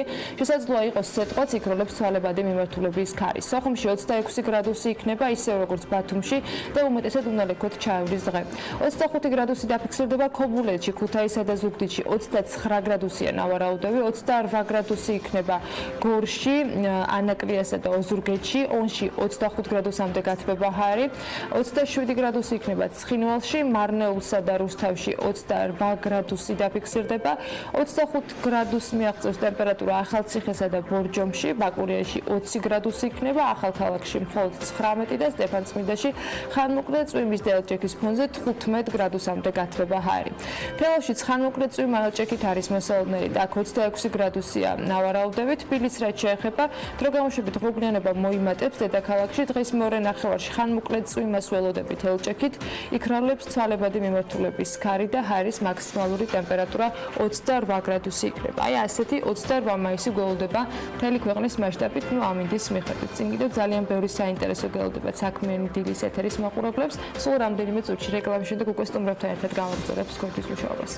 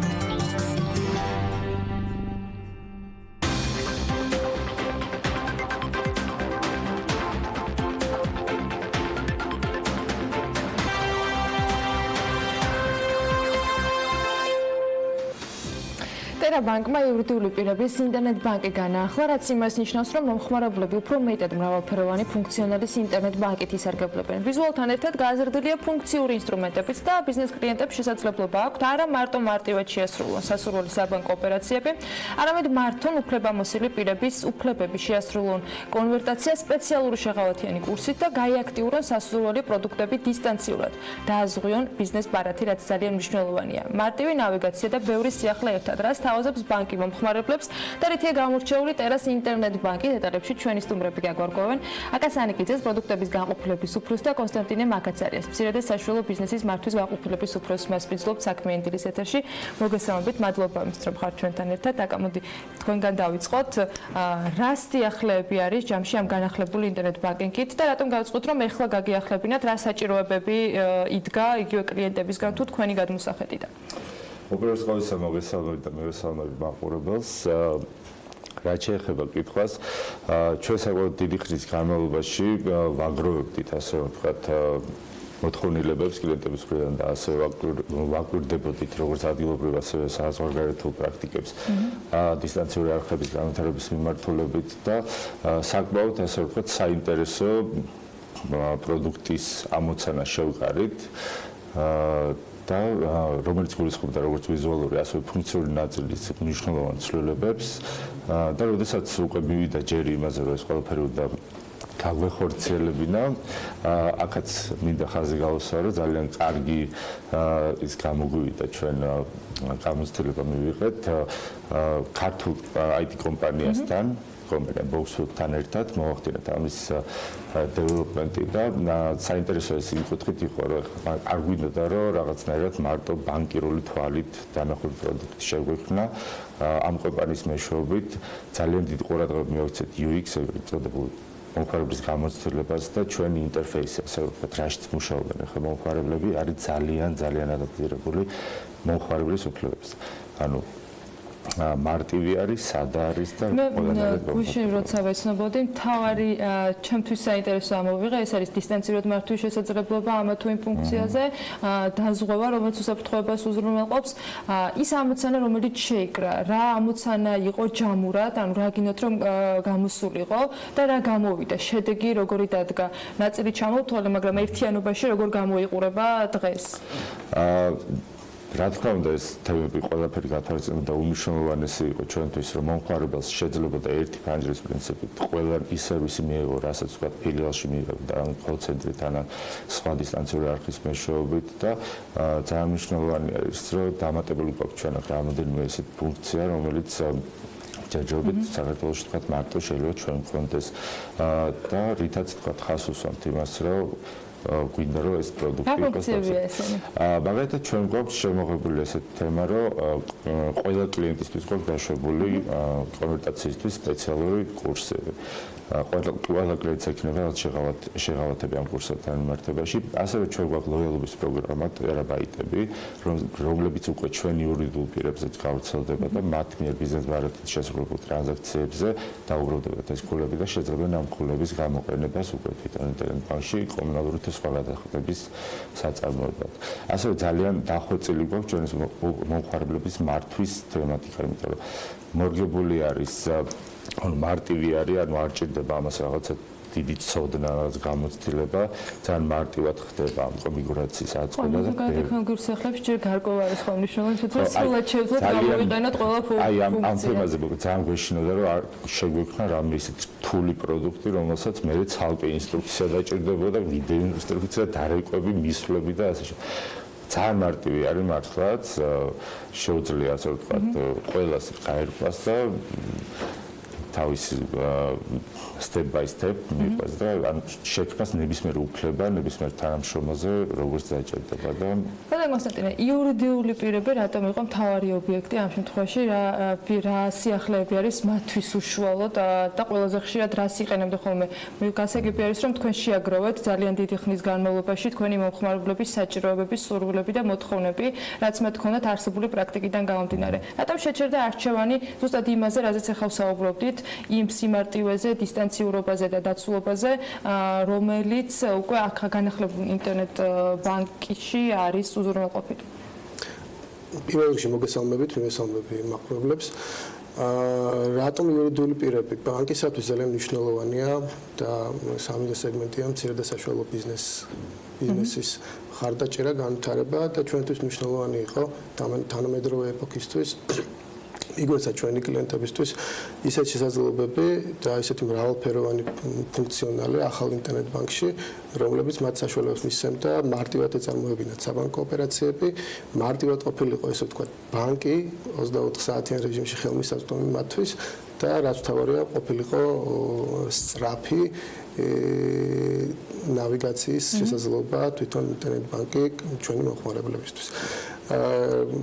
როგორც იცით, დრო საკმაოდ ძვირფასია მეწარმოებისთვის, ბიზნესმენებისთვის, ამიტომ ძალიან მნიშვნელოვანი იყო ნებისმიერი წერტილიდან მათ ქონოდა შესაძლებლობა ეწარმოებინათ მათთვის ასურველი ბიზნეს ოპერაციები ინტერნეტბანკის საშუალებით. რაც გულისხმობს თავისთავად იმას, რომ მათ არ ქონდათ უკვე საჭიროება არ ექნებათ ეწვიონ კონკრეტულად ფილიალში აწარმოონ რაღაცა ოპერაციები, ან სხვა დისტანციური არხები გამოიყენონ ერთ ფანჯარაში, ერთ მოდულში მოქცეულია ყველა ის ფუნქციონალი, რაც მათთვის არის მნიშვნელოვანი მათი სამეწარმოო საქმიანობისთვის და მათი ბიზნეს ოპერაციების გახსნას. ახლა რა პროცენტი საქმიანობისა გადმოდის კომპიუტერთან სამუშაო და აღარ გიწევს რომელიმე ფილიალში მისვლა, გარდა თქვათ გადაადგილების დროისა და შემდეგ იქ მთელი ბიუროკრატიისა, რაც ამას თანსდევს ხოლმე, როცა უნდა დაელოდო, მე რა უხსნა და ასე შემდეგ, როცა შეგვიძლია მარტივად გააკეთო. აი, რა პროცენტით იზოგება დაახლოებით მომხმარებლის დრო და ენერგია და რჩება თუ არა რამე უკვე რაც საჭიროებს რომ ფილიალში მივიდეს თქვენი კლიენტი. ამაზე ეგრეთ პასუხი დაახლოებით 75%-იანი სხვა რეიტი ახლა რომელიც გულისხმობს 75% ტრანზაქციებისა სრულდება დისტანციური არხების მეშვეობითაც როგორც ფიზიკურ ასევე იურიდიულ პირებში. თუმცა რა თქმა უნდა ჩვენ ვცდილობთ რომ გავზარდოთ ეს მაჩვენებელი და თქვა ავწიოთ და ეს ახალი ინტერნეტბანკი ამაში დაგვეხმარება, იმიტომ რომ თქვა ძველ ინტერნეტბანკში რის შესაძლებლობიც არ იყო მაგალითად ეს ან საკრედიტო პროდუქტების ან სადებოზიტო პროდუქტების აქტივაცია ეს ყველაფერი არის უკვე გადასული ამ ახალ ინტერნეტბანკში და შესაბამისად ამაზე წაღა შევაწყვეტ კლიენტებს რომ ფილიალში მოვიდე. თუმცა რა თქმა უნდა არ ირჩება ისეთი სეგმენტი კლიენტებისა რომლებსაც ურჩევნიათ ეს პირადი ურთიერთობები და ფილიალში ვიზიტი თავიანთ ნაცნობად ცოტა გარდამავალი არის და უახლოს მომავალში სრულად აი საფაშორის თათესიც არ არის იმიტომ რომ აი თუნდაც იგივე თქვა ჩვენ საზღვარგარეთ კოლეგებთან ვისაც ვქონია საუბარი ყოველთვის არის ესეთი სეგმენტი რომელსაც თქვა ურჩევნია ეს პირადი ურთიერთობები რა თქმა უნდა ტრანზაქციულ ნაწილს არ გულისხმობ მაგრამ აი სხვა მიმართულებით თქვა პროდუქტები ხშირად ქართული საბანკო სისტემა უცხოურთან შედარებით ერთი ნაბიჯით წინ არის ხოლმე მათ შორის როდესაც საუბრობთ ონლაინ პლატფორმებზე. რა სიახლეებს უნდა ველოდოთ კიდევ საშუალო მცირე ბიზნესის წარმომადგენლებისთვის, რომლებიც ტერაბანკის თანამშრომლობენ, რას გეგმავთ? 75% ახსენეთ, იქნება თუ არა 90%-მდე ან 100%-მდე გაზრდილი და რა მოქნილობას ითხოვენ კიდევ თქვენი კლიენტები? პირველ რიგში რაც მუდმივად გაგრძელდება ეს არის არსებული ინტერნეტბანკის განვითარება, დეველოპმენტი, ახალი ფუნქციონალის დამატება და უფრო მეტი სიმარტივის მინიჭება ჩვენი მომხმარებლებისთვის და დამატებით რაც ყველაზე მნიშვნელოვანია და რასაც გეგმავთ ეს არის მობაილ ბანკის აპლიკაცია იურიდიული პირებისთვის, მეწარმეებისთვის, რაც მათ უფრო მოქნილს გახდის და ინტერნეტბანკის და ზოგადად ბანკთან ურთიერთობას უფრო გაამარტივებს, უფრო მობილურს გახდის და შეეძლებათ მობაილ ბანკიდან აწარმოონ. ანუ მაგალითი რომ განვიხილოთ, ეხლა მე ვარ თქვათ მცირე საშუალო მეწარმე, რომელიღაც კომპანიის წარმომადგენელი, რა სახის ოპერაციების შესრულება შემეძლება მობაილ ბანკინგით? მობაილ ბანკინგით მეწარმე შეიძლება აბსოლუტურად ყველა ის ოპერაცია აწარმოოს, რასაც გააკეთებს დღეს ინტერნეტბანკის მეშვეობით. შესაძლოა განაცხადის გაკეთება და შესაბამისად უკვე მიღებული პასუხი თქვა გამოყენება იმ შესაძლებლობის, რომელიც ბანკთან ურთიერთობისას შეიძლება დადგეს. ოღონდ ეს უნდა იყოს უკვე არსებული კლიენტი, ხო, როგორც მივხვდი, რომელსაც აქვს გარკვეული მონაცემი.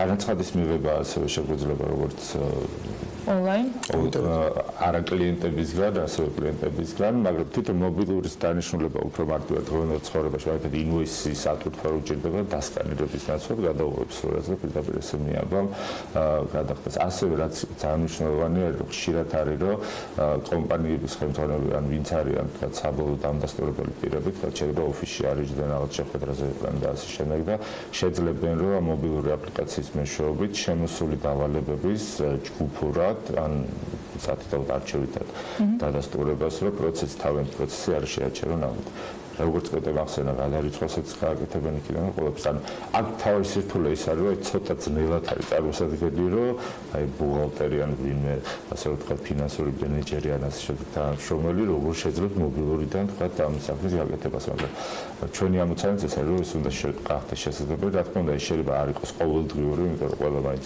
შეჩვეული ვართ, რომ დესკტოპთან ვიმუშაოთ, მაგრამ საჭიროების შემთხვევაში სრული ფუნქციონალი გვექნება და ჩადებული ამ ყველაფერში. და დარწმუნებული მუდმივად განახლების რეჟიმში კიდევ უფრო მეტი მომხმარებელი გაერკვევა მარტივად ამ სიახლეებთან. ძალიან დიდი მადლობა საინტერესო ინფორმაციისათვის და რა თქმა უნდა სიახლესათვის, რომელიც დარწმუნებული ვარ ძალიან ბევრს გამოადგება. სტუდიაში აკა სანიკიძეს, ტერაბანკის პროდუქტების განყოფილების უფროს და კონსტანტინე მაკაცარეს, მცირე და საშუალო ბიზნესის მართვის განყოფილების უფროს მასპინძლობდით და ვსაუბრობდით ტერაბანკის განახლებულ ინტერნეტბანკზე, რომელიც ბევრ მოქნილობასთან ერთად სისწრაფეს, დროის დაზოგვის და დაზღვევის მაღალ სტანდარტს უზრუნველყოფს ტერაბანკის კლიენტებისათვის. ახლა მცირე სარეკლამო პაუზა გველდება და რამდენიმე წუთში დაგიბრუნდებით.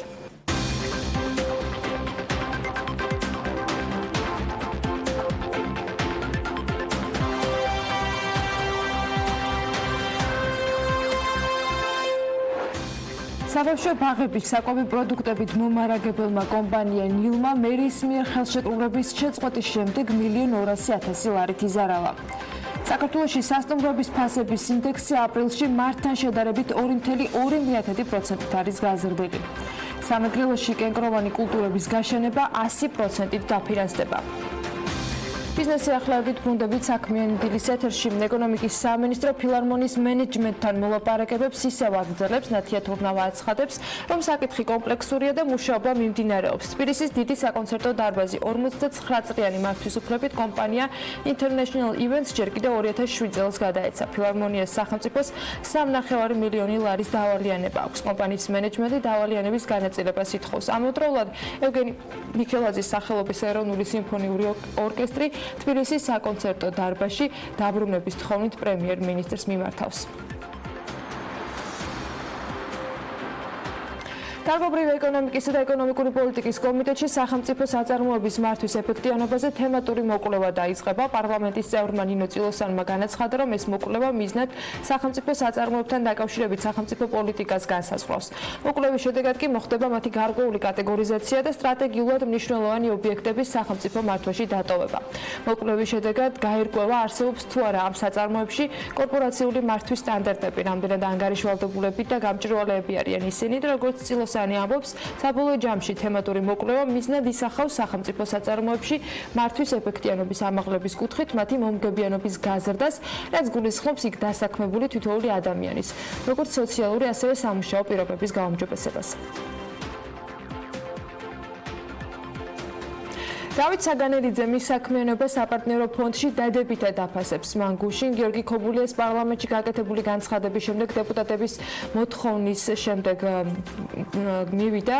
მათ შორის არც ყოფილი მინისტრის მიმართ პრეტენზიები დაუშურებია დარგობრივი ეკონომიკის და ეკონომიკური პოლიტიკის კომიტეტზე სიტყვით გამოსვლისას კი მოიყვანა მაგალითები იმასთან დაკავშირებით, როგორ აჭიანურებდა ყოფილი მინისტრის სხვადასხვა პროექტებზე ხელმოწერას და ხშირად ეს თვეობით გრძელდებოდა. შესაბამისად დაისვა კითხვა დავით საგანელიძესთან, რა იყო ამის მიზეზი. მინისტრის უპასუხისმგებლობა თუ გულგრილობა თუ ის რომ ქობულია არ მიიჩნევდა ფონდის პროექტებს მომგებიანად ან საინტერესოდ და ამიტომ არ აწერდა ხელს. კონკრეტული პასუხისაგან დავით საგანელიძე თავის არიდებას ცდილობდა და ამას იმით ხსნიდა, რომ ყოფილ მინისტრზე თან ოჯახის შიდა საქმეებზე საჯაროდ საუბარი არ სურდა. ასული ადამიანებთან საუბარს მიკროფონებით არ ვსაუბრობ.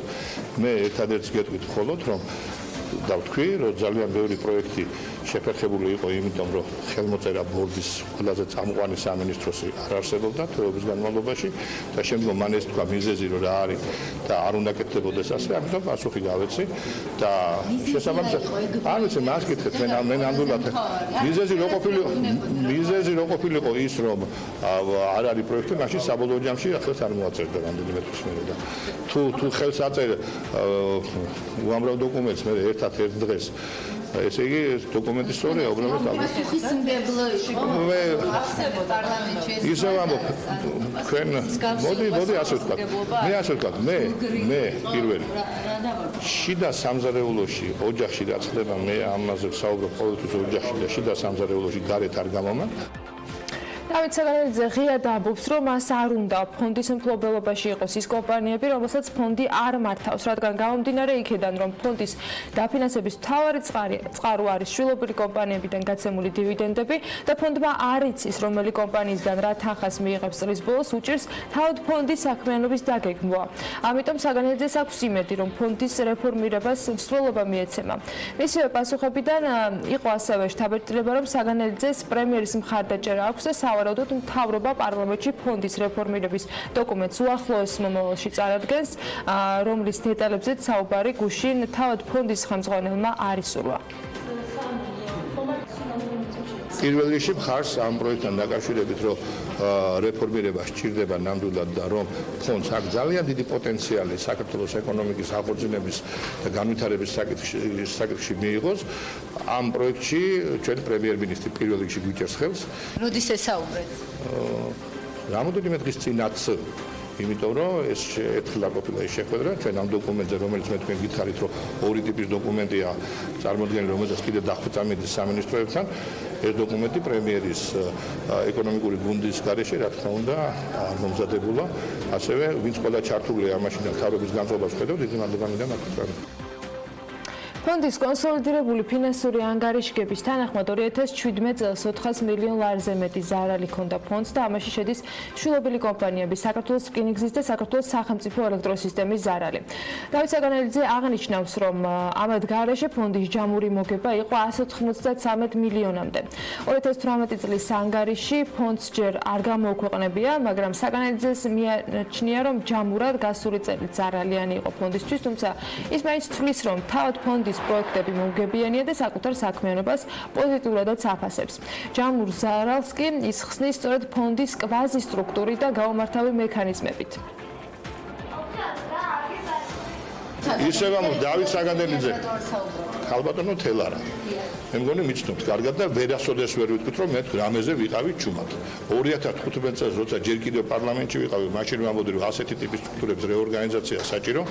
რაც შეიქმნა თავის დროზე ძველი ხელისუფლების დროს, მიხეილ სააკაშვილის დროს, სულ სხვა მიზნებით შექმნილი სტრუქტურა, რა თქმა უნდა შეცვლილიყო და უნდა შეიცვალოს, იმიტომ რომ მას სხვა მიზნები და ამოცანები ჰქონდა, სულ სხვაგან წასული და დღეს იმ მიზნებს და ამოცანებს, რასაც ფონდი ასრულებს, ანუ ქვეყნის ეკონომიკის გაჯანსაღებას, იმ სტრუქტურით ვერ ასრულებს. ამიტომ ამაზე ჩუმად არ ყოფილი ვარ და არც ვარ. და ვერც რა მნიშვნელობა აქვს? ეხლა შეიძლება ასეთი მნიშვნელოვანი თემებისთვის 4 წელი შეიძლება ძალიან პატარა დრო იყოს, მე მიმაჩნია რომ დიდი დროა.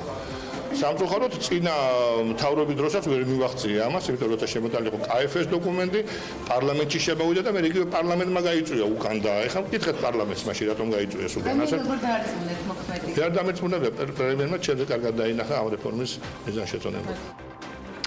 უკეთესი და დიდი პროექტი მიმაჩნია, რომ საქართველოში არ არის. ეს უკვე საპარტნიორო ფონდის აღმასრულებელი დირექტორის დავით საგანელიძის რაჭაში ქართული მთის სანაჩვენე ფერმის მოწყობაზე თემის კომენტარების გაკეთებული განცხადება. უკეთესი პროექტი არ არსებობს, რომელიც არის ქართული ჯიშის გადარჩენისათვის, ეს მაღალმთიანი რეგიონებისათვის უკეთესი საშუალება. ამასთან პროექტის უკან ყველაზე სახელგანთქმული კომპანია იბერიკო დგას, აღნიშნავს საგანელიძე და ამბობს, რომ ამაყობს ამ პროექტით.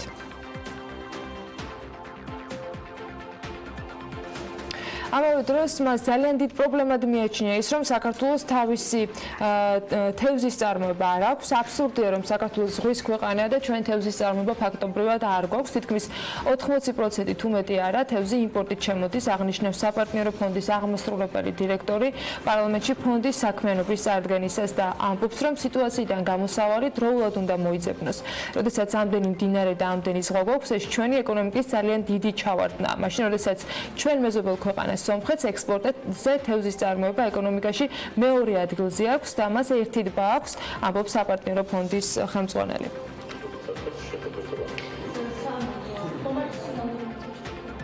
შეერთებული შტატების სოფლის მეურნეობის სამინისტრო საქართველოს ფერმერთა ასოციაციასთან Land Lakes International Development-თან და მიჩიგანის სახელმწიფო უნივერსიტეტთან პარტნიორობით ახალ პროექტს იწყებს, რომელიც ხელს ფერმერებს შეუწყობს გააუმჯობესონ სურსათის უვნებლობის სტანდარტები და ხარისხი. Land Lakes International Development-ი კი საქართველოს ფერმერთა ასოციაციას, მიჩიგანის სახელმწიფო უნივერსიტეტი და შტატების სოფლის მეურნეობის სამინისტრო ქვეყანაში 5 წლიანი პროექტის ინვესტირება უვნებელ და ხარისხიან მესაქონლეობაში დაწყებასთან დაკავშირებით დღეს უფრო მეც განაცხადებენ.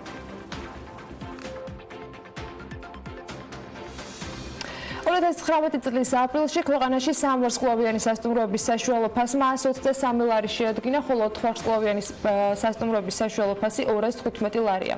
როგორც PMCG-ის კვლევაში აღნიშნული, საოჯახო ტიპის სასტუმროების საშუალო ფასი აპრილში 70 ლარი იყო. 5 ვარსკვლავიან სასტუმროთა საშუალო ფასმა კი 484 ლარი დააფიქსირა. თბილისში ამ ტიპის სასტუმროებში სტანდარტული 2 ადგილიანი ნომრის საშუალო ფასმა 525 ლარი შეადგინა, აჭარაში 473. სამცხე-ჯავახეთში კი 368 ლარი და კახეთში 367 ლარი.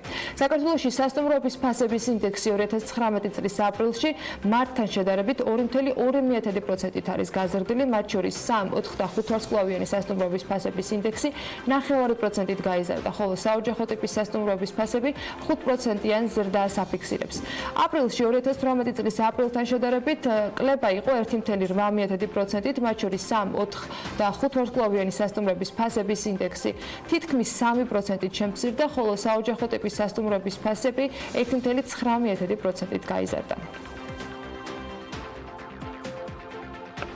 დაგითხრათ თუ არა რა გიჯდებათ საქართველოში საზოგადოებრივი ტრანსპორტით მგზავრობა ერთი თვის განმავლობაში. ადამიანები, რომლებიც ყოველდღიურად სახლიდან სამსახურში და პირიქით ან თუნდაც სხვა მიმართულებით სამოძრაოდ საზოგადოებრივ ტრანსპორტს ირჩევენ, შემოსავლის გარკვეულ ნაწილს სწორედ ამ მიმართულებით ხარჯავენ. ეს დამოკიდებულია იმაზე, მეტრო ავტობუსით მგზავრობ თუ მაგათაც სამარშრუტო ტაქსით.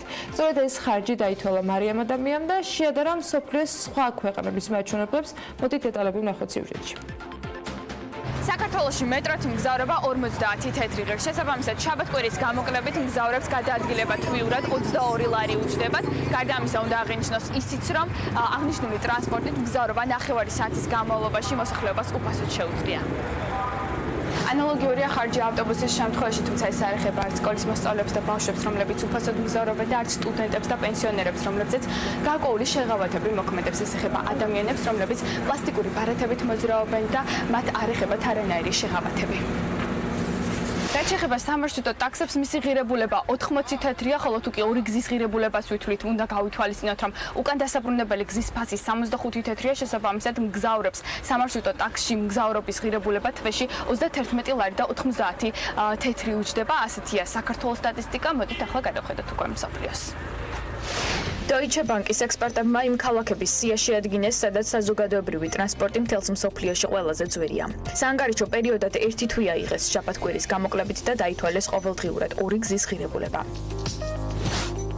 შედეგად გამოიკვეთა, რომ ყველაზე ძვირი საზოგადოებრივი ტრანსპორტით მგზავრობა ლონდონშია, სადაც ბილეთის თვიური ღირებულება $179. ქალაქის სიმბოლო წითელი ორსართულიანი ავტობუსები დაახლოებით 700 მარშრუტზე მოძრაობენ, ხოლო მეტროპოლიტენი 11 ხაზზე მუშაობს, რომლის სიგრძე ჯამში 402 კილომეტრია და 270 სადგურს აერთიანებს. სიზურის მაჩვენებლით ლონდონს ოდნავ ჩამოუვარდება დუბლინი, სადაც თვიური გაანგარიშებით ერთი მგზავრის ღირებულება $128 გამოვიდა.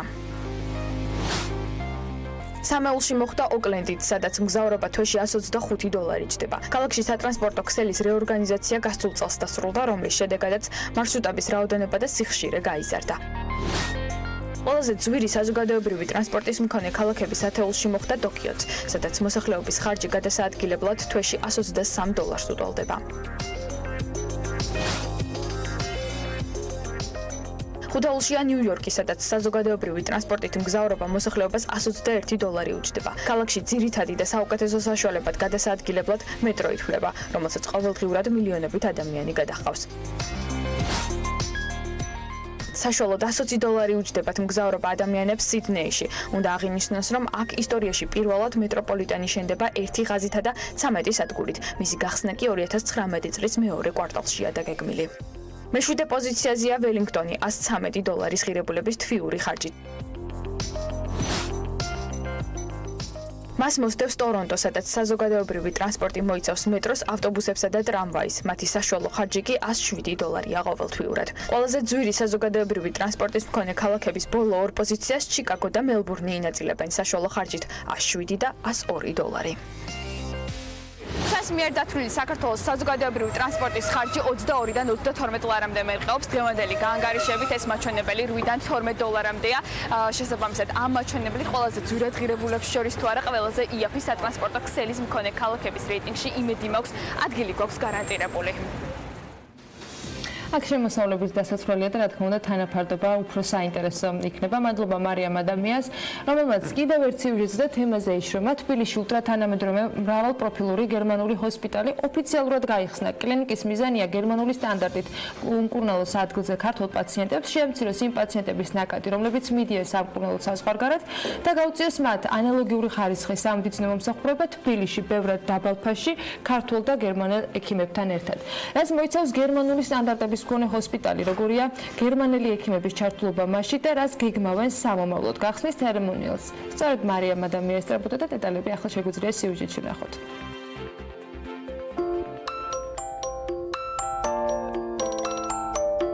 გერმანიაში მკურნალობისა და უმაღლესი ხარისხის გერმანული მედიცინის მიღწევებით სარგებლობის სურვილით საქართველოდან გერმანიაში ყოველწლიურად პაციენტთა დიდი ნაკადი გადის.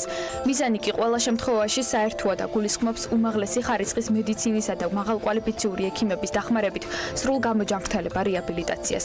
თუმცა დღეიდან ამ მიზნით ქვეყნის დატოვება აღარ იქნება აუცილებელი, რადგან თბილისში ულტრათანამედროვე მრავალპროფილური გერმანული ჰოსპიტალი გაიხსნა, სადაც შემუშავებულია გერმანული სტანდარტებით მკურნალობის მეთოდები. დაცულია სამედიცინო მომსახურების გერმანული ხარისხი და შეთავაზებულია პაციენტებისათვის დაბალი ფასები.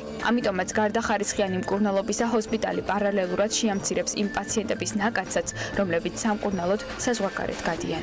მთავარი გამორჩეული რაც ამ კლინიკას ახასიათებს, იქნება სამედიცინო საბჭო, რომლის შემადგენლობაში იქნებიან წარმოდგენილი მიუნხენის ტექნიკური უნივერსიტეტის მედიცინის ფაკულტეტის დეკანი და ორი ამ საუნივერსიტეტო კლინიკის ინსტიტუტის დირექტორი. ეს გვაძლევს საშუალებას, რომ ჩვენ არა მარტო სამედიცინო სერვისების დანერგვის სფეროში აქტიურად ვითანამშრომლობთ მსოფლიოს ერთ-ერთ წამყვან საუნივერსიტეტო კლინიკასთან, არამედ ეს თანამშრომლობა მოიცავს როგორც საუნივერსიტეტო მენეჯმენტის სფეროს, ასევე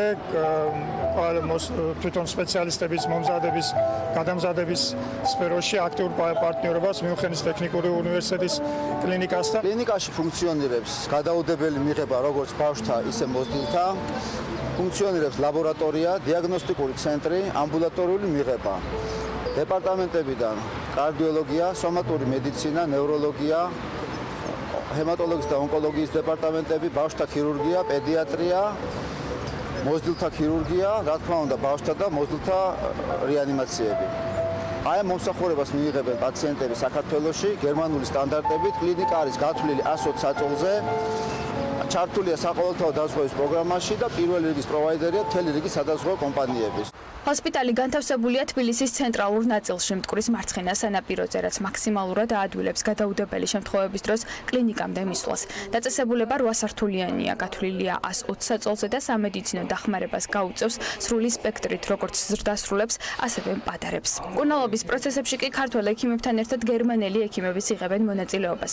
ამიტომაც პაციენტები ქვეყნისა და ოჯახის წევრების დატოვების გარეშე იღებენ იმ ხარისხსა და ჯანმრთელობის მდგომარეობას, რასაც გერმანიაში წასვლის შემთხვევაში მიიღებდნენ. გერმანული ჰოსპიტალი თბილისში. ეს არის ძალიან კარგი პროექტი საუკეთესო ინფრასტრუქტურითა და კვალიფიციური გუნდით. ჩვენ ძალიან ხშირად ვითანამშრომლებთ ერთმანეთთან, გავცნით ინფორმაციებს, გამოცდილებასა და შევინარჩუნებთ მაღალი სტანდარტის მედიცინას, ზუსტად ისეც, როგორიც გერმანიაშია. თანამედროვე მეთოდების გამოყენებითა და ადგილობრივი და საერთაშორისო სპეციალისტების დახმარებით ადამიანები ქვეყნის დატოვების გარეშე მიიღებენ საუკეთესო ხარისხის მომსახურებასა და რა თქმა უნდა ჯანმრთელობას.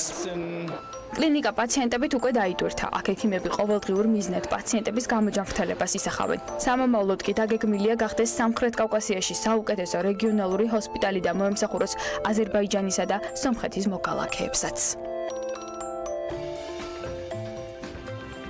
ეთია გამორჩეული და განსაკუთრებული, რა სანდოების ხარისხი შეიძლება გქონდეს და რას თავაზობენ მოხმარებლებს გერმანულ ჰოსპიტალში. ამ დეტალებში კიდევ უფრო მეტად ნიკა მენთიშაშვილი, გერმანული ჰოსპიტალის გენერალური დირექტორი და გოჩე ცინცაძე სამეთო საბჭოს თავმჯდომარე გაგვარკვევენ, რომლებიც სტუდიაში მოგგვერდნენ. მოგესალმებით, მადლობა იმისთვის, რომ ხართ ჩვენთან ერთად. ბატონო ნიკა, მოდი დავიწყოთ თქვენგან. რა პროფილის არის ეს ჰოსპიტალი, რა მიმართულებებს ფარავს და რატომ გადაწყვეტეთ, რომ საქართველოში ყოფილიყო გერმანიასთან კავშირში მყოფი ჰოსპიტალი. რატომ აირჩა გერმანია მაინც-ამაინც? დილა მშვიდობისა, მოგესალმებით ყველას, მივესალმებით ტელემაყურებელს. ორი სიტყვით მოგახსენებთ ხომ ჩვენ ჰოსპიტალზე. პირველ რიგში რატომ გერმანული? ალბათ მოგახსენებთ, რომ საქართველოს მოქალაქეები ძალიან ხშირად მიდიან საზღვარგარეთ და იქ იღებენ მკურნალობას და იქ იღებენ მომსახურებას. იდეა ამისი სწორედ ეს იყო, ამიტომ აშენდა ეს ჰოსპიტალი, ამიტომ გაკეთდა, რომ ანალოგური მომსახურება ჩვენმა მოქალაქეებმა მიიღონ აქ ადგილზე საქართველოში. რაც შეეხება კლინიკას, ალბათ უფრო კლინიკის სამეცნიერო საბჭოზე ბატონი გოჩა ისაუბრებს, მე უბრალოდ კლინიკის სტრუქტურას შევეხები. კლინიკაში ფუნქციონირებს გადაუდებელი მიღება როგორც მოზრდილთა, ასევე ბავშვთა. ფუნქციონირებს 24 საათიანი კლინიკური ლაბორატორია, დიაგნოსტიკური ცენტრი, ამბულატორიული მიღება, ონკოლოგიის და ჰემატოლოგიის დეპარტამენტი, პედიატრიული ბავშვთა ქირურგია, მოზრდილთა ქირურგია, ტრავმატოლოგია და ორთოპედიის დეპარტამენტები. Რა თქმა უნდა, ფუნქციონირებს ბავშვთა და მოზრდილთა რეანიმაცია და საოპერაციო ბლოკი. კლინიკა პირველი რიგის პროვაიდერია მთელი რიგი სადაზღვევო კომპანიების. ალბათ მოგეხსენებათ, როდესაც სადაზღვევო კომპანიაში დაზღვეული ადამიანი და მიდის კლინიკაში და იქ ის ვერ იღებს იმ მომსახურებას, ეს პირდაპირ აისახება, პირდაპირ პროპორციულად აისახება ეს როგორც კლინიკის რეიტინგზე, ასევე სადაზღვევო კომპანიის რეიტინგზეც. იმიტომ რომ ადამიანს უნდა მაღალი ხარისხის მომსახურება. ამიტომ ჩვენ ძალიან გათავისებული გვაქვს ეს ფაქტორი, რომ ჩვენ მხოლოდ ჩვენ თავთან არა ვართ პასუხისმგებელი და ვართ იმ სადაზღვევო კომპანიებთანაც. რა უზრუნველყოფს ამ მაღალ ხარისხს? თქვენ გერმანია ახსენეთ და გერმანიაში ხშირად მიდიან ხოლმე და არა მხოლოდ გერმანიაში ქართველები იმისათვის რომ ესა თუ ის დასკვნა გადაამოწმონ. გარდა ვთქვათ პროფესიული კადრებისა, რომელიც ამ კლინიკაში თუ სხვა კლინიკებში არსებენ, ძალიან მნიშვნელოვანი არის ლაბორატორიების თანამედროვეობა. ყველა იმ რაღაც ქიმიური თუ ასე შემდეგ ყველა მონაცემის მუდმივად განახლება და ასე შემდეგ რაც სჭირდება საავადმყოფოს რომ ყველა ანალიზი, ყველა ვთქვათ ტექნიკური აღჭურვა რომელიც საავადმყოფოში უნდა იყოს უახლესი და იყოს ბევრი საკითხის გარანტორი. თქვენ შემთხვევაში რამდენად არის ვთქვათ ეს ნაწილი გათვალისწინებული, ანუ არის თუ არა მათ შორის გერმანულ კლინიკებთან კავშირი იგივე ლაბორატორიების და სხვა დანარჩენი სადიაგნოსტიკო აპარატურის. რა თქმა უნდა, მოგახსენებთ მასეც. ესე იგი, პირველ რიგში ჩვენ უნდა შევინარჩუნოთ მაღალი სტანდარტი. ეს იმას ნიშნავს, რომ ადამიანს ჩვენ ვეუბნებით, რომ თქვენი ანალიზი, თქვენი პასუხი უნდა გაიგზავნოს გერმანიაში და ჩვენ უნდა უზრუნველყოთ, რომ უმოკლეს ვადაში მიიღოს ამომწურავი პასუხები. რა თქმა უნდა, ლაბორატორიას ძალიან დიდი მნიშვნელობა აქვს, რა თქმა უნდა, იმ დიაგნოსტიკურ ცენტრს ძალიან დიდი მნიშვნელობა აქვს და იმ ტელემედიცინის განვითარებას, რასაც ქვია, თქვა, ჩვენი და გერმანელი კოლეგების ერთობლივი კონსულტაცია უზრუნველყოფს იმას, რომ პაციენტმა მიიღოს მაღალი ხარისხის მომსახურება ჩვენთან კლინიკაში. გასაგებია, სტრუქტურაზე უნდა ვისაუბროთ ახლა ბატონ გოჩა. რა სტრუქტურაზე არის, რატომ არის განსაკუთრებული და რატომ არის მნიშვნელოვანი ზოგადად საბჭოსი და შესაბამისად მთლიანი კლინიკის სტრუქტურა, რას განსაზღვრავს ეს და თქვენ შემთხვევაში რასთან გვაქვს ადგილი? მოგესალმებით ყველას. თავისთავად ჩვენი კლინიკის სტრუქტურა განსხვავებულია სტანდარტულად კლინიკებისგან, იმიტომ რომ მართვით სისტემა არის სხვანაირი, არის სამეცნიერო საბჭო, რომელიც დაკომპლექტებულია გერმანელი პროფესორებისგან, რომლებიც წვიტავენ კლინიკის სამეცნიერო მიმართულებებს, აკონტროლებენ მუშაობის ხარისხს და სრული პასუხისმგებლობა აქვს აღებული აი ამ სფეროზე. ანუ რეალურად კლინიკაში რა სამკურნალო პროცესის მიდის, მხოლოდ მათი მეთვალყურეობით ხდება, როგორც ადგილზე ჩამოსვლებით, ასევე დისტანციურად. გარდა ამისა, თვითონ თქვენ წეგანსწორად ახსენეთ ლაბორატორიული კვლევების და სხვა დიაგნოსტიკური კვლევების მნიშვნელობა, იმიტომ რომ კლინიკაში ჩვენ გვაქვს საშუალება ნებისმიერი ტიპის ანალიზი, რომელიც იგივე საქართველოში ძალიან კარგად ვაკეთებთ, გადავამოწმოთ დაუყოვნებლივ გერმანიაში. ამისათვის ჩვენ თანამშრომლობთ ერთ-ერთ ყველაზე დიდ და წამყვან გერმანულ ლაბორატორიების ქსელთან სიგლაბთან, რომელიც ევროპაში ერთ-ერთი პირველია. გარდა ამისა, იგივე თქვა, როდესაც ადამიანი გაიგეთებს კომპიუტერულ ტომოგრაფიას. ჩვენ მომენტალურად სისტემაში ვართ ჩართული გერმანულ კლინიკებთან, აი მიუნხენის საუნივერსიტეტო კლინიკების ქსელთან და ჩვენი პაციენტის სურათი გამოკვლევა ავტომატურად ვარდება მათ ბაზაში. ამსვე შეიძლება ჩვენი მოთხოვნის შესაბამისად, როგორც ქართველი კოლეგებთან, გერმანულმა კოლეგებმა ნახონ ადგილზე მიუნხენში სურათი დასკვნა დაწერონ და გამოგზავნონ ჩვენ პაციენტის მკურნალ ექიმს. ანუ ეს სისტემა იმდენად მობილურია 21 საუკუნესთვის შესადაგებული, რომ ძალიან მარტივია რთული გადაწყვეტილებების სწორად მიღება, დაგეგმვა პაციენტის მკურნალობის და კომფორტული პაციენტის ყოფნა, იმიტომ რომ პირველ რიგში დაავადება არის სტრესი, ძალიან მძიმე სტრესი.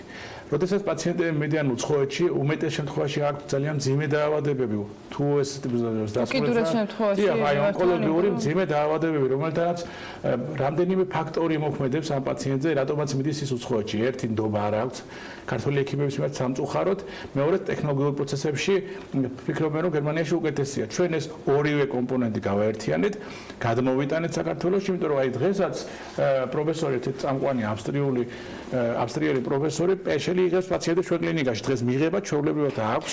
გარდა იმისა, რომ დისტანციურად არიან თქვა იგივე თქვენი პარტნიორები, ყველა ისტორიაზე წვდომით უზრუნველყოფილები, დღეს საქართველოში ვინ არიან უშუალოდ ექიმები, ვინც გერმანულ კლინიკას ემსახურებიან? არის თუ არა მუდმივად იგივე ქართულ ექიმებთან ერთად წარმოდგენილი უცხოელი ექიმებიც? დიახ, მოგახსენებთ. ყველა მიმართულებას ყავს თავისი კურატორი. სტრუქტურა ისეთია კლინიკის, რომ თქვათ ქირურგიული მიმართულებას თავისი კურატორი ყავს ყავს გერმანიაში.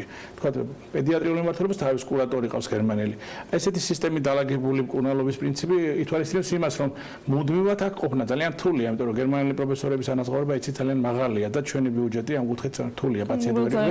ვერ შეძლებს ფიზიკურად გადახდას. ამიტომ ჩვენ დავნერგეთ ესეთი სისტემა, რომ გარკვეული პერიოდულობით სხვადასხვა მიმართულების სპეციალისტები ჩამოდიან თვეში ერთხელ, ან ორ თვეში ერთხელს გააჩნია მის დაკავებულების ხარისხს და ქართველ ექიმებთან ერთად გადიან უშუალოდ ადგილზეც, იმიტომ რომ ძალიან მნიშვნელოვანია ეს პროცესიც და გარდა ამისა, რაც ძალიან მნიშვნელოვანია ჩვენთვის, ეს ქართველი ექიმებიც მიდიან გერმანიაში, არა მარტო გერმანელები ჩამოდიან, იმიტომ რომ ეს პროცესი პერმანენტულად მუდმივია. როგორ შერჩიეთ ქართველი ექიმები მისთვის, რომ დაგეკომპლექტებინათ კლინიკა? რანეთ მარტივი იყო ეს? არა, მარტივი ნამდვილად არ იყო, მოგახსენეთ მასეც, ნამდვილად არ იყო მარტივი, მაგრამ რაღაცა ნდობის ხარისხი იყო ის მომენტი, თქვა გერმანული ჰოსპიტალი, ახალი ტექნოლოგიები, თქვა პერსპექტივა იმისი, რომ თქვა თვითონ ექიმიც განვითარდეს, უფრო მეტი პაციენტი მიიღოს, უფრო მაღალ ტექნოლოგიურ კვლევები ჩაატაროს, ალბათ მაგან განაპირობა კიდე რომ დობა გამოვიცხადეს ჩვენ ექიმებმა და წამოვიდა ჩვენთან კლინიკაში და დღესდღეობით მე ვიტყვი რომ ალბათ ერთ-ერთი საუკეთესო გუნდი ყავს კლინიკაში. თქვენ გაქვთ ამბიცია და სურვილი, სრულიად ჯანსაღიც, მათ შორის რომ ეს კლინიკა იყოს რეგიონში ცენტრი, რომელიც უმასპინძლებს და მიიღებს არა მხოლოდ ქართველ პაციენტებს, არამედ მეზობელი ქვეყნებიდანაც. როგორ გეგმავთ უახლოეს მომავალში განვითარებას, რა ტიპის თქვათ კამპანია დაგჭირდებათ ან საინფორმაციო უზრუნველყოფა იმისათვის, რომ მათ შორის სომხეთი იქნება აზერბაიჯანი თუ სხვა რომელიმე ქვეყანა, აქ მოიზიდოთ პაციენტები. მით უმეტეს ჩვენი მეზობელი არის თურქეთი, რომელიც სამედიცინო სფეროში მთელი მსოფლიოსათვის ერთ-ერთი მიზიდულობის ცენტრი არის. პირველ რიგში ჩვენი პირველადი შეხვედრები როცა დავიწყეთ ამ გერმანულ ხარისხთან მოლაპარაკებები, მათი აუცილებელი მოთხოვნა იყო, რომ ეს არ უნდა ყოფილიყო ლოკალური კლინიკა, ეს უნდა ყოფილიყო რეგიონალური ცენტრი, ეს თავიდანვე გასაზღვრული იყო კლინიკის პოლიტიკაში. ამიტომ თავიდანვე ისე დავგეგმეთ სტრუქტურები კლინიკაში, რომ შევძლოთ უცხოელი პაციენტების მიღება, თვითონ სისტემაც ისეთია, რომ იქ არის საერთაშორისო განყოფილება, რომელიც უცხოელებს იღებს, იქ არის სასტუმროს ტიპის ოთახები, რომ თანხლები პირები დარჩნენ და მომსახურების სხვადასხვა სეგმენტები უცხოელ ენაზე მოლაპარაკებები პერსონალი და ეს უკვე გათვალისწინებულია აუცილებლად და ამ სტრუქტურაზე ეწყობა მთელი ეს ჩვენი კლინიკა. გარდა ამისა, რაც ჩვენ გეგმაში გვაქვს და რაც მოლაპარაკებები მიმდინარეობს, ჩვენ წარმომადგენლობებს ხსნით იგივე სომხეთში და იგივე აზერბაიჯანში, სადაც იმ ადამიანების სურვილი, რომელთაც უნდათ კარგი ხარისხის მკურნალობა მიიღონ, არა გერმანიაში, არამედ საქართველოში, მაგრამ გერმანული სტანდარტით, უფრო გაუმარტივდებათ. ახლა თქვენ იცით, რომ თურქეთში ვერცერთი ვერ მიდის ტრანსპორტი თუ არ გადაფრინდა. გადაფრენა აზერბაიჯანის მოქალაქეებისთვის საკმაოდ რთულია მაინც. ჩვენთან შეუძლიათ დაждდნენ მანქანაში და ჩამოვიდნენ. უფრო ადვილია მათთვის ჩვენამდე მოღწევა ვიდრე თურქეთში. გარდა ამისა, ფასობრივი სეგმენტი ძალიან განსხვავებულია. თურქეთში იგივე ტიპის მკურნალობა რომ იყო, დაახლოებით 4-ჯერ 5-ჯერ მეტი უნდა გადაიხადონ და უკვე არჩევანი ჩვენ დიდი იმედი გვაქვს, რომ გაკეთდება უკვე თბილისზე და არა ვთქვათ იგივე სტამბოლზე ან ანკარაზე. ამიტომ ეს ნიუანსებიც გათვალისწინებული გვაქვს ჩვენ ამ ახალი კლინიკის სტრუქტურის და ყველაფრის მოწყობაში. როდესაც დაიტვირთება კლინიკა მაქსიმალურად დაახლოებით თქვენი ხედვა როგორი არის? ჩემი სადაც ალბათ ხა ზაფხულისა ცოტა პასიური თვეებია, მაგრამ მე ვფიქრობ, რომ სექტემბრის დასაწყისში უკვე კლინიკა სრულად დატვირთულდება. თუმცა დღეს უკვე კლინიკის დატვირთულება დაახლოებით 50%-ია. წარმატებას გისურვებთ და რა თქმა უნდა გამოჯანმრთელებულ პაციენტებს უხვად მომავალში. დიდი მადლობა იმის რომ იყავით ჩვენთან ერთად. ნიკა მენთეშაშვილს გერმანული ჰოსპიტალის გენერალურ დირექტორს და გოჩა ცინცაძეს სამართალყურო საბჭოს თავმჯდომარეს უმასპინძლობდით საქმიანი დილის ეთერში. წინ სარეკლამო პაუზა გულდება და რამდენიმე წუთში დაგიბრუნდებით.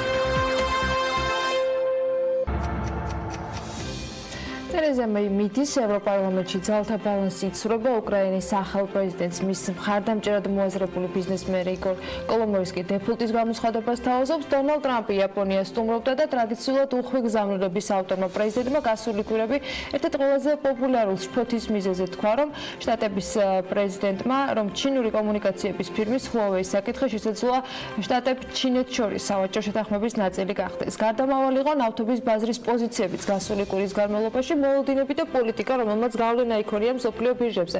გოგა მელიქიძე გვერდება გალტენ დაგარდის სათავო ოფისიდან უფრო მეტი დეტალით. ინდექსები ფაქტია, რომ პოზიტიურ ტრენდს დაუბრუნდნენ, მაგრამ რა ხდება სხვა დარჩენ დეტალზე თავად მოგყვება გოგა დილამშვიდობისა. დილამშვიდობის ანამ გამარჯობა მივესალმები ტელემაყურებელს. გასული კვირაც, ეს კვირა საკმაოდ შეიძლება თქვათ, რომ ინდექსები გუშინ თუ შეგვიძლია მოტრიალდნენ, მაგრამ გასული სამი კვირა ისევ გვარნას აჩვენებენ.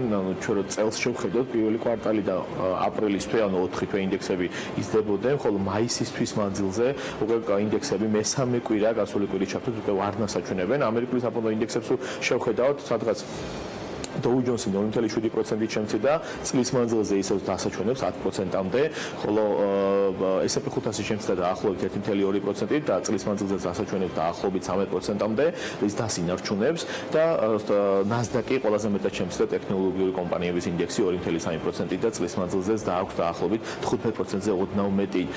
შენ სწორად აღნიშნე Huawei-სთან დაკავშირებით შეიძლება ითქვას, რომ ამერიკასა და ჩინეთს შორის ეს ტექნოლოგიური თვალსაზრისით ტექნოლოგიური კომპანიების თვალსაზრისით გარკვეული ცივი ომის შინაარსი ყალიბდება. Huawei-ის გასული კვირის ორშაბათს ტრამპმა თქვა, რომ ამერიკულ კომპანიებს მოუწოდა და ესე ვთქვათ ნება დაართო დროებითი გამონაკლისი და უშვა, რომ ემუშაონ Huawei-ის გარკვეული მიმართულებით. ამავდროულად თქვა, რომ მე 4 შაბათს თქვა, რომ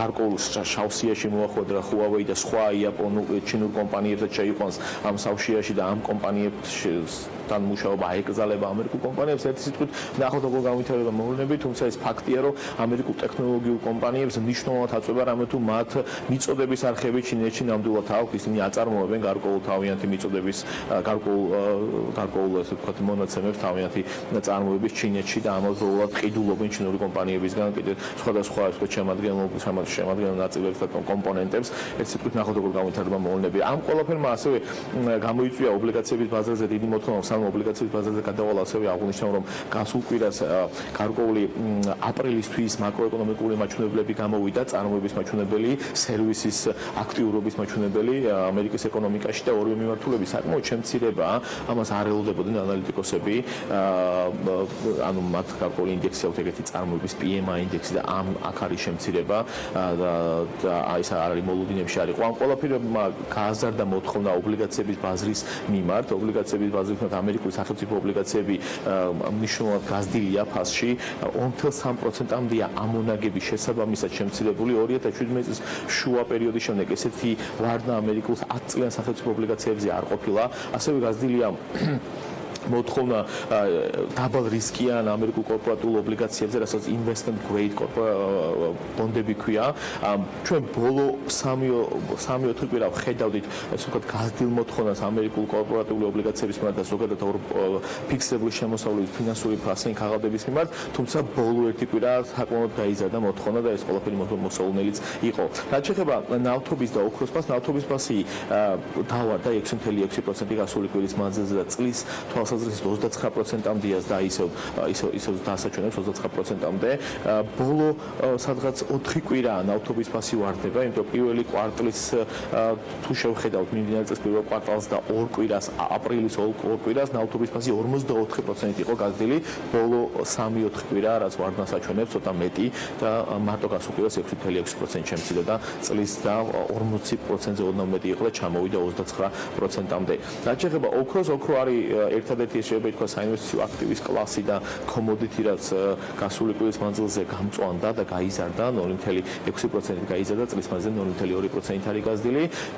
ანალიტიკოსები და ინვესტორები იძახიან, რომ თუ სოფლიოში საფონდო ბაზრების ვარდნა გაგრძელდება, განსაკუთრებით ამერიკული საფონდო ინდექსების ოქროს ფასის დის მომატება არის მოსალოდნელი. რაც შეეხება ევროზონას, ევროზონაში უფრო მეტი ვარდნა დაუინახეთ საფონდო ინდექსების მარტო სტოკს 600 დავარდა დაახლოებით 1.5%-ით, წლის მანძილზე ისევ დაასინარჩუნებს სადღაც 11%-მდე, DAX 30 გერმანული ინდექსი შემცირდა დაახლოებით 1.8%-ით და წლის მანძილზე სადღაც 13%-მდე დაასინარჩუნებს და CAC 40 ფრანგული ინდექსი 2.3% შემცირდა და წლის მანძილზე 12%-იან დას ინარჩუნებს. ბრიტანული ინდექსებზე რო ვთქვათ, FTSE 250 შემცირდა 2%-მდე 1.9%-ით და წლის მანძილზე 9%-ით არის გაზრდილი და FTSE 100 მეორე ბრიტანული ცნობილი ინდექსი შემცირდა დაახლოებით 1%-ით და წლის მანძილზე დაასინარჩუნებს 8%-ზე ოდნავ მეტით. ევროზონაში ძირითადი ნიუსი ისე უკავშირდება ამერიკასა და ჩინეთში, როგორ განვითარდება მოვლენები და გადადებულია ეს მოლოდინები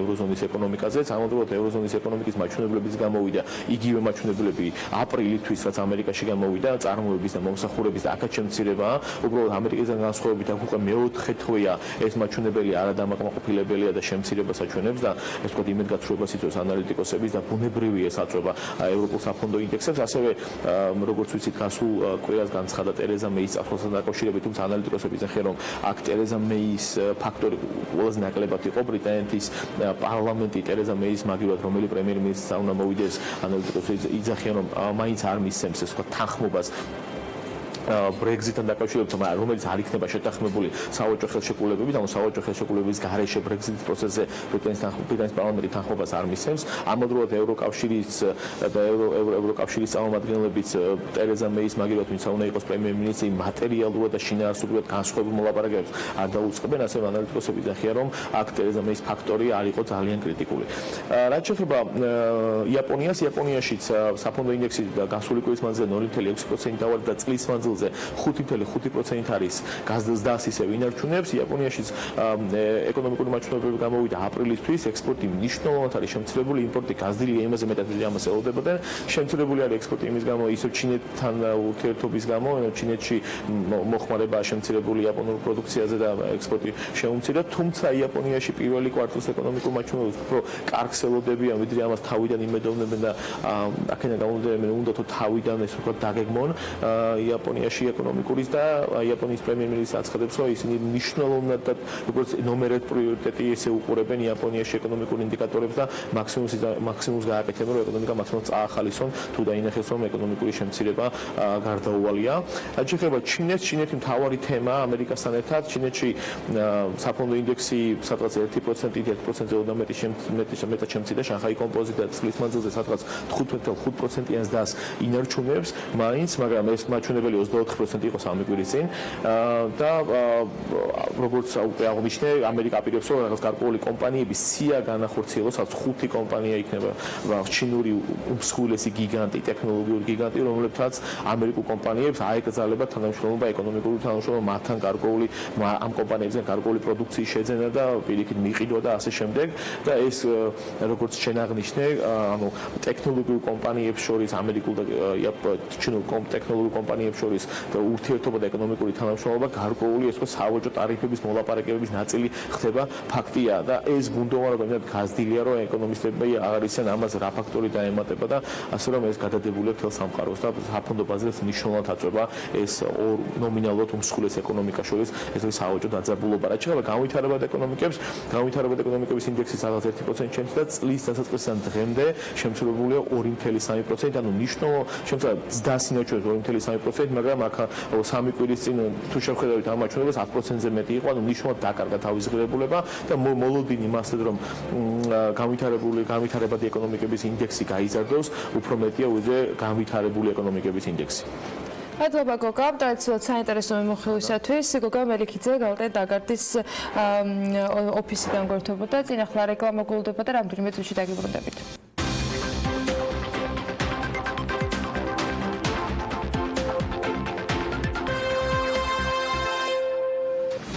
წელს იანვარ-აპრილში უცხოეთში 27.100.000 დოლარის ელექტროენერგია ვიყიდეთ და ეს საქსტატის მონაცემებით მთელი იმპორტის 1%-ია. ელექტროენერგეტიკული ბაზრის ოპერატორის მონაცემებით კი მხოლოდ აპრილში საქართველოში 80.840 მილიონი კილოვატ-საათი ელექტროენერგიის იმპორტი განხორციელდა, რაც გასული წლის იმავე პერიოდის მაჩვენებელზე დაახლოებით 7.2-ჯერ მეტი, ანუ ზრდა თითქმის 620% შეადგინა. ეს მონაცემები კიდევ ერთი მაგალითია იმის, რომ საქართველოს ელექტროენერგიაზე დეფიციტი აქვს და სულ უფრო დიდ მნიშვნელობას იძენს ადგილობრივი ჰესების მშენებლობის საკითხიც. მიუხედავად ამ მონაცემებისა, სულ უფრო ხშირად გვესმის ნეგატიური შეფასებები ჰესების მშენებლობის მიმართ. ეს კი ამ ბიზნესში ინვესტიციების ჩადებას აფერხებს. ერთ-ერთი ამის მაგალითი სოფელ ქეთქეთში მცირე ჰესის მშენებლობის პროექტია, რამაც საზოგადოებაში აზრთა სხვადასხვაობა გამოიწვია. სანამ სტუმართან ერთად ვისაუბრებთ ამ საკითხის დეტალებზე, მანამდე ნახოთ სიუჟეტი, რომელიც ანუკა ჯოხაძემ აჭარაში სტუმრობისას მოამზადა. აჭარაში მაჭახელას ხეობაში მდებარე სოფელ ქეთქეთში კომპანია ბიჯითრეიდი მცირე სიმძლავრის ჰესის მშენებლობას გეგმავს. კომპანიის თქმით, ჰესის მაქსიმალური სიმძლავრე 1,3 მეგავატი იქნება. იმის მიუხედავად, რომ კანონმდებლობის თანახმად 2 მეგავატამდე ჰესის მშენებლობისთვის გარემოზე ზემოქმედების დოკუმენტი სავალდებულო არ არის, კომპანიამ გარემოზე მინიმალური ზემოქმედების შესამცირებლად პროექტიც კი შეცვალა.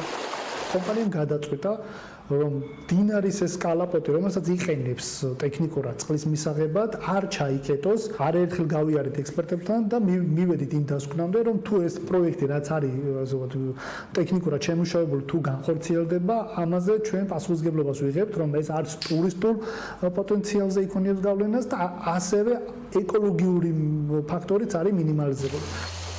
როგორც აღმოჩნდა, ბიჯითრეიდს ამ მიმართულებით ქეთქეთში ჰესის მშენებლობის გამოცდილება უკვე ჰქონდა.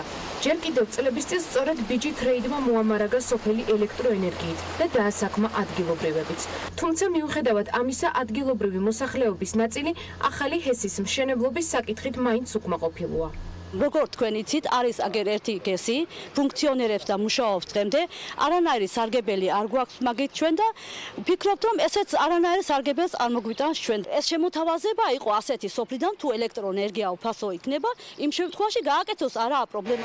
ბიჯითრეიდის წარმომადგენლების თქმით, ჰესის მშენებლობაზე 30-მდე ადამიანი დასაქმდება. აშენების შემდეგ კი ქეთქეთის ჰესზე 5 მუდმივი სამუშაო ადგილი იქნება. კომპანია იმასაც ამბობს, რომ სარგებელს მიიღებს სოფლის მოსახლეობაც. ბიჯითრეიდი სოფლის განვითარებაში ყოველწლიურად 30,000 ლარის დახარჯვას გეგმავს. ჩვენ ამ თემაზე დავუკავშირდით ხელვაჩაურის მუნიციპალიტეტსაც. ხელვაჩაურის მერის ჯუმბერ ვარდმანიძის თქმით, ის მიესალმება ჰესების მშენებლობას, რადგან ქვეყანას ნამდვილად სჭირდება ელექტროენერგიის დამატებითი წყაროები. მაგრამ იმასაც ამბობს, რომ ამ შემთხვევაში სასწორზე ელექტროენერგიასთან ერთად მაჭახელას ხეობის ტურისტული პოტენციალი დევს.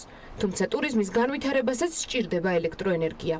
უნდა დავარწმუნოთ მოსახლეობა, დავარწმუნოთ, რომ ეს არ გამოიწვევს არავითარ ეკოლოგიურ საფრთხეს, არ იქნება რაიმე ეკოლოგიური კატასტროფა შემდგომში თქვა. არა?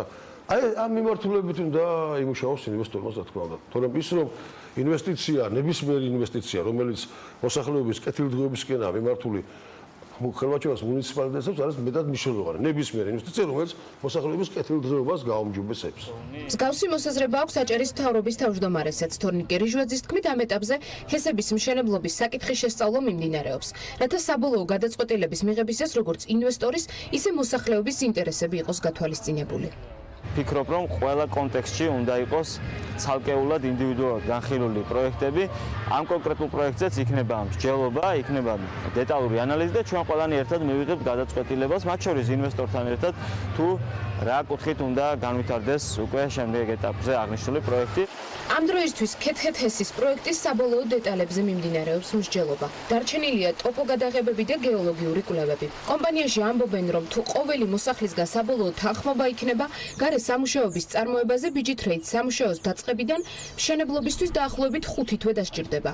შესაბამისად, აქტიური მოლაპარაკებები მიმდინარეობს მოსახლეობასთან, რათა საბოლოო ჯამში მიღწეული კონსენსუსის საფუძველზე აჭარას ელექტროენერგიის კიდევ ერთი დამატებითი წყარო ჰქონდეს. მეკაბაციგაძესთან ერთად მედიატორის იურისტს გიორგი ხიმშიაშვილს მასპინძლობთ საქმიანი დილის ეთერში და ამ ჰესის მშენებლობის პრობლემებზე და გამოწვევებზე ვისაუბრებთ დღევანდელ ეთერში. მოგესალმებით ბატონო გიორგი, მადლობა რომ ხარჯნებთან ერთად. ანუ ამ სიუჟეტში ფაქტობრივად ყველა დეტალთან დაკავშირებით მოახერხა ჩვენი და ჩვენი მაყურებლის ინფორმირება. 1,3 მეგავატი სიმძლავრის ჰესი, 2 მეგავატამდე ჰესებს არ ჭირდებათ გარემოზემოქმედების შესაბამისი დოკუმენტის მომზადება. ნებართვა გაქვთ თუ არა და ვისგან გაქვთ ეს ნებართვა და რა დოკუმენტები გაქვთ მოსამზადებელისთვის რომ მშენებლობა დაიწყოთ. პირველ რიგში მადლობა ტელეპირველს და თქვენს გადაცემას რომ დაინტერესდა ამ პროცესებით. მოგეხსენებათ საქართველოს გამოწვევების წინაშე დგას ეკონომიკური განვითარება და ის პოტენციალი რომელიც აქვს ქვეყანას პერიოდულად ხდება მისი განხილვა და ათვისების რეჟიმზე მუშაობა.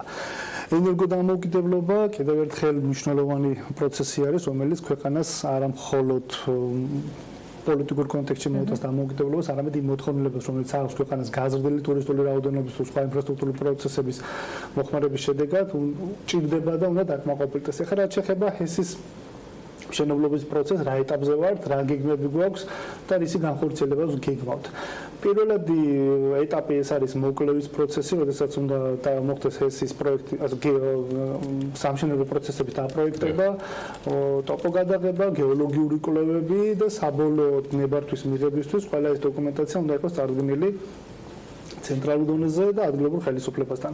ჩვენ ფაქტობრივად ეს მოკლევის სამუშაოების 80% არის დასრულებული, დარჩენილი არის ეს ტოპოგადაღება და გეოლოგიური ნაწილი. რაც შეეხება კონსტრუქციულ ნაწილს, პროექტი შემუშავებული არის და მინდა აღნიშნო, რომ ამ პროექტის შემუშავების პროცესში ჩართული არის იტალიური კომპანია, რომელიც ძალიან დიდი გამოცდილება აქვს და ევროპის მასშტაბით არაერთი ჰესი მშენებლობაში და პროექტებაში მიუღია მონაწილეობა. ხოლო რაც შეეხება ამ ტოპოგადაღებას და გეოლოგიურ კვლევებს, რა თქმა უნდა, ჭირდებოდა ადგილზე მისვლა, სოფლის ასე ვთქვათ, სივრცეში შესვლა და სწორედ ამ დროს სოფლის მოსახლეობისგან, გარკვეული ჯგუფებისგან წამოვიდა უკმაყოფილება. ბატონო გიორგი, მთლიანი ინვესტიცია რამდენია და რას თავაზობთ, ასე ვთქვათ, მოსახლეობას, რომელიც იქ ადგილობრივები გამოთქვამენ პროცესს, ანუ ეს მოლაპარაკებები თუ იყო და ეს კომუნიკაცია მათთან უკვე. მოლაპარაკების პროცესი დაიწყეთ მაშინ, როდესაც უკვე აქტიური კომუნიკაცია წამოვიდა სოფლის მოსახლეობისგან, მათი მხრიდან წამოსული პოზიცია იყო ნეგატიური, ეს არ არის ახლა და რა არგუმენტებით და რა ინფორმაციას ფლობენ ისინი? უნდა აღნიშნოს, რომ ინფორმაციული ნაკლებობა ჰქონდათ. სამწუხაროდ კომპანიას საწყის ეტაპზევე არ ჰქონდა დეტალური ინფორმაცია მიწოდებული, მხოლოდ საუბარი იყო ასე ვთქვათ ფრაგმენტულად ჰესების მშენებლობა და ახლა თუ წარმოვიდგინთ ჩვენ ჰესი არის გლობალური მასშტაბის პროექტები. კომუნიკაცია, რომ თუნდაც მიგეწოდებინათ ინფორმაცია. ჰქონდა კომუნიკაცია, პირველ ეტაპზე კომუნიკაციის ეტაპი ცოტა რთულად დავიწყეთ, ვინაიდან იყო უნდობლობა, მაგრამ როდესაც მეორე შეხვედრა ჰქონდა, უკვე დეტალებზე ვისაუბრეთ და გეგმავთ კიდე პერიოდულად შეხვედრებს. რა შეთავაზება გაუკეთეთ მოსახლეობას? ანუ ეს არის ხოლმე ძირითადი ნაწილი ალბათ, რაც აინტერესებს ყველა დაინტერესებულ პირს, ეს არის ჰესის მშენებლობის გავლენა ეკოლოგიურ პროცესებზე, ნეგატიური, პოზიტიური და სოფლის მოსახლეობა რითიც არის დაინტერესებული, რა სარგებელი იქნება ზოგადად სოფელს. პირველ რიგში უნდა აღნიშნოთ, რომ ჩვენ ეს ჰესის მშენებლობა შეგვიძლია სამ კომპონენტად გავყოთ. პირველი რა სარგებელს იღებს ცენტრალური ბიუჯეტი, ადგილობრივი ბიუჯეტი და სოფლის მოსახლეობა. ცენტრალური ბიუჯეტი რა თქმა უნდა ყველის გადასახადი, რომელიც ელექტროენერგიის რეალიზაციის შედეგად უნდა გადაიხადოს კომპანიამ, ეს ათეულობით 1000 ლარი არის და რა თქმა უნდა ცენტრალურ ბიუჯეტში იქნება მიმართული. რაც შეეხება ქონების გადასახადს, რომელიც ჰესის მშენებლობის შემდგომ ჩვენ უნდა გადავიხადოთ, აქაც ძალიან მოცულობითი არის ეს თანხა. და მესამე კომპონენტი, რითაც გვინდა ჩვენ ასე და სტარტაპი იყოს ეს პროცესები ყველა ბიზნესისთვის, რომელიც გარკვეულ ლოკაციაზე ახორციელებს სამუშაოებს. ჩვენ გვინდა ჰესის ფუნქციონირების პროცესში, ეს ათეულობით წლების მანძილზე, რაც გაგრძელდება, სოფელს ასე ვთქვათ, შეუქმნათ ფინანსური მხარდაჭერა წლიურად 30000 ლარი, საუბარი არის 30-დან 40000 ლარამდე და რა მნიშვნელობა უნდა გქონდეს ამას? აქ საუბარი არ არის. ფონდი იქნება. აქ საუბარი არ არის ასე ფული ავიღოთ, ვიღაცას მივცეთ და ამით თვითმაყოფილება შევქმნათ ჩვენ და იმ ადამიანებმა, ვინც ფულს მიიღებს. ჩვენ გვინდა შევქმნათ გარკვეული წარმომადგენლობითი დემოკრატიის მაგალითი, როგორ იღებს სოფლის მოსახლეობა პროცესებში მონაწილეობა, ჩართულობა და ამ ფულის განკარგვის პროცესში უნდა იყოს აბსოლუტურად სოფლის მოსახლეობის. მათი პოზიცია იმ შეთავაზებასთან როგორი არის და დღეს რა პრობლემა დგას? ანუ რა არის მოსაგვარებელი? ზოგადად ძალიან მარტივი არის გარკვეული დესტრუქციული ძალების მხრიდან ინფორმაციის გავრცელება, არასწორი ინფორმაციის მიწოდება სოფლის მოსახლეობისთვის.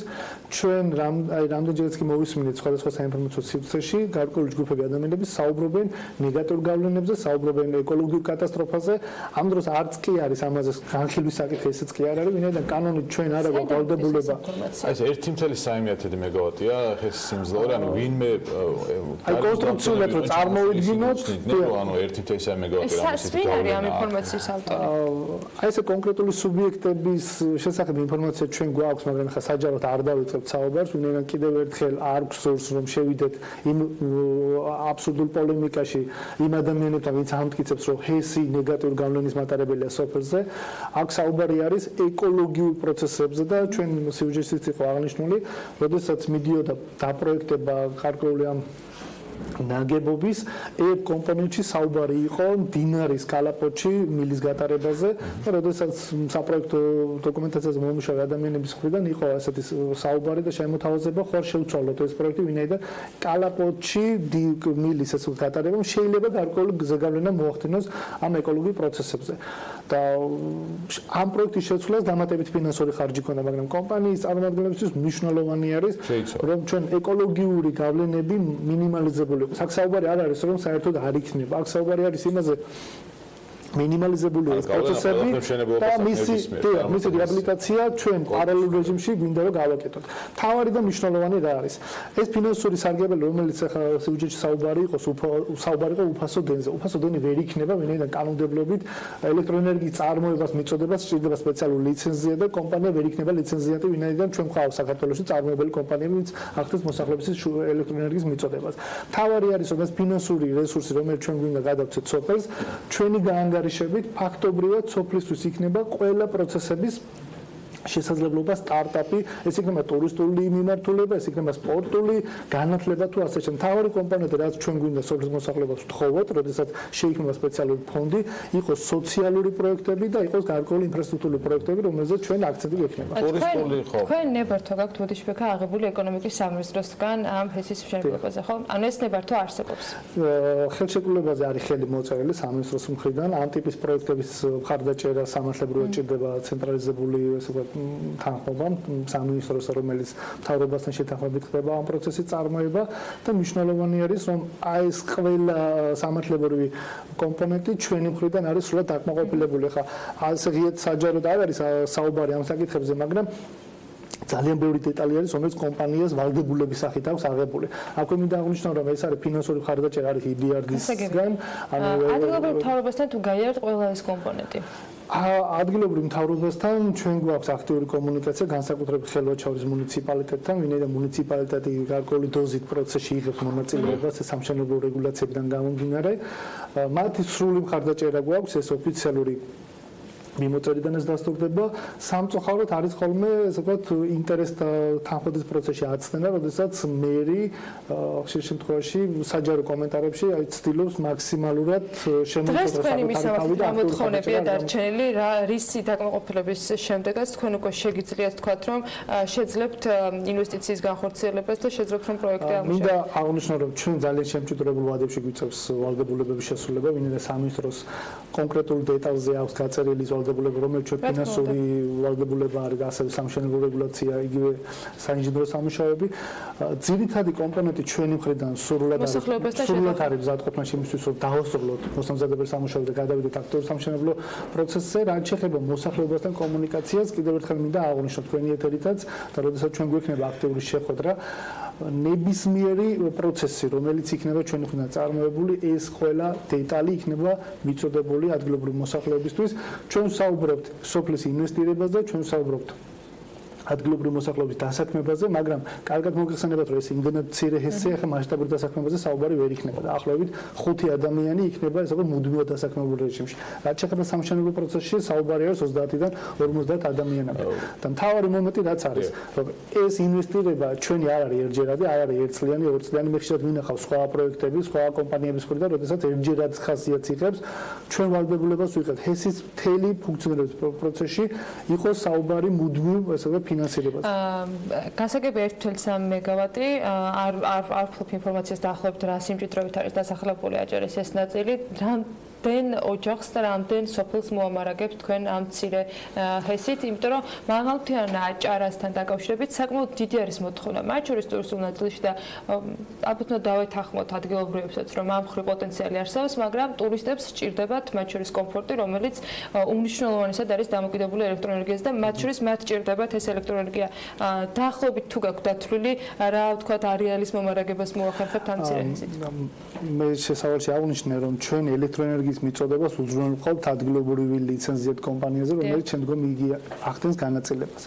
რა თქმა უნდა, საწყის ეტაპზე კომპანიისთვისაც და ადგილობრივი ბაზრისთვის პირველ რიგში მოთხოვნის არსებობის შემთხვევაში თუ არ არის სხვა და ალტერნატიული წყაროები ლიცენზიანტი რა თქმა უნდა განაწილებას ახდენს ადგილობრივ დონეზე ვინაიდან ელექტროენერგიის წარმოება გადაცემა უფრო ნაკლებ დანაკარგებზე არის საუბარი რამდენი იქნება დაახლოებით 700 მილიონი კილოვატამდე არის წლიური ხო წლიური და ეს არის ცვალებადი ვინაიდან ჩვენ მაგალითად შეიძლება ზაფხულში საერთოდ არ გქონდეს სიმძლავრე ვინაიდან ზაფხულში წყლის რესურსების კლება გვაქვს ძირითადად აქცენტი არის ზამთრის სეზონზე და ძირითადად აქცენტი აი კონსტრუქციულ მდგრადობაზე, როდესაც მაქვს ესე ვთქვათ ტექნიკურად მცოდნე ადამიანებთან საუბარი, აი როგორ ახერხებთ ასეთი მაღალი გამომუშავების ელექტროენერგიის სიმძლავრის მიღებას, მთელი ესე ვთქვათ დატვირთვა მოდის აი კონსტრუქციულ მილზე, რომელიც უნდა დაეშვას მთის დამრეცზე, დაახლოებით კილომეტრიანი გატარება არის და სწორედ ეს დამრეცი ესე ვთქვათ ფერდობზე წამოსული სიმძლავრი აძლევს შესაძლებლობას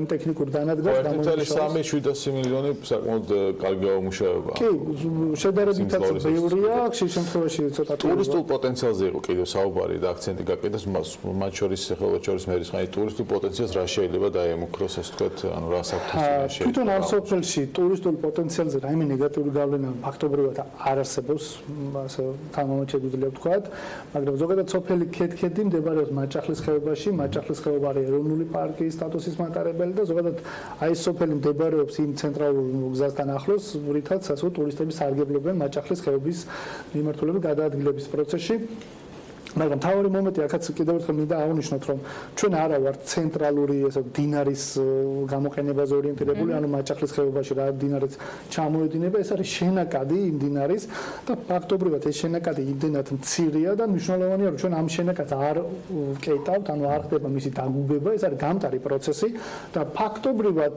სოფლის ცენტრიდან იმდენად მოშორებით არის თუ კონკრეტულად არ დაინტერესდება ტურისტი ჰესის დათვალიერებით დიახ არც თვალთახედვის არეალში და არც დინარის რაიმე გავლენის ან ჩაკეტვით რამაც შეიძლება თვალთახედვის არეალში ადამიანის შესაძლებლობა მისცეს რომ რატო არ მოედინება ეს დინარი ამ ტიპის კითხვასაც კი ვერ დასვოს იმიტომ რომ პროცესი შეუქცევადი ხასიათს არ მიიღებს ეს არის ჩვეულებრივად დინარი კალაპოტში მოედინება უბრალოდ კონსტრუქციულად ჩვენ ვიყენებთ წყლის გარკვეულ დონეს რომელიც მილში უნდა გატარდეს და შემდგომ უნდა დიდი საუბრებით გავაახლევთ ინფორმაციას მოსახლეობასთან შეხვედრების შემდეგ როგორ იქნება მხარეთა პოზიციები და აი ეს ნაწილი მინდა აღვნიშნო რომ ჩვენ სამართლებრივად ყველა ესე ვთქვათ პროცესი მოწესრიგებული გვაქვს მაგრამ კომპანიისთვის მნიშვნელოვანია არის რომ ეს პროცესი წარიმართოს ურთიერთშეთანხმების ნიადაგზე ვინაიდან ფინანსური სარგებელი რომელიც გვინდა სოფელს მივცეთ ამ პროცესში თავიდანვე მნიშვნელოვანია ყველა იყოს გავაახლეთ ნებისმიერ შემთხვევაში ინფორმაციას თქვენთან გიორგი ხემშაშვილი იურისტი იყო საქმიანი დილის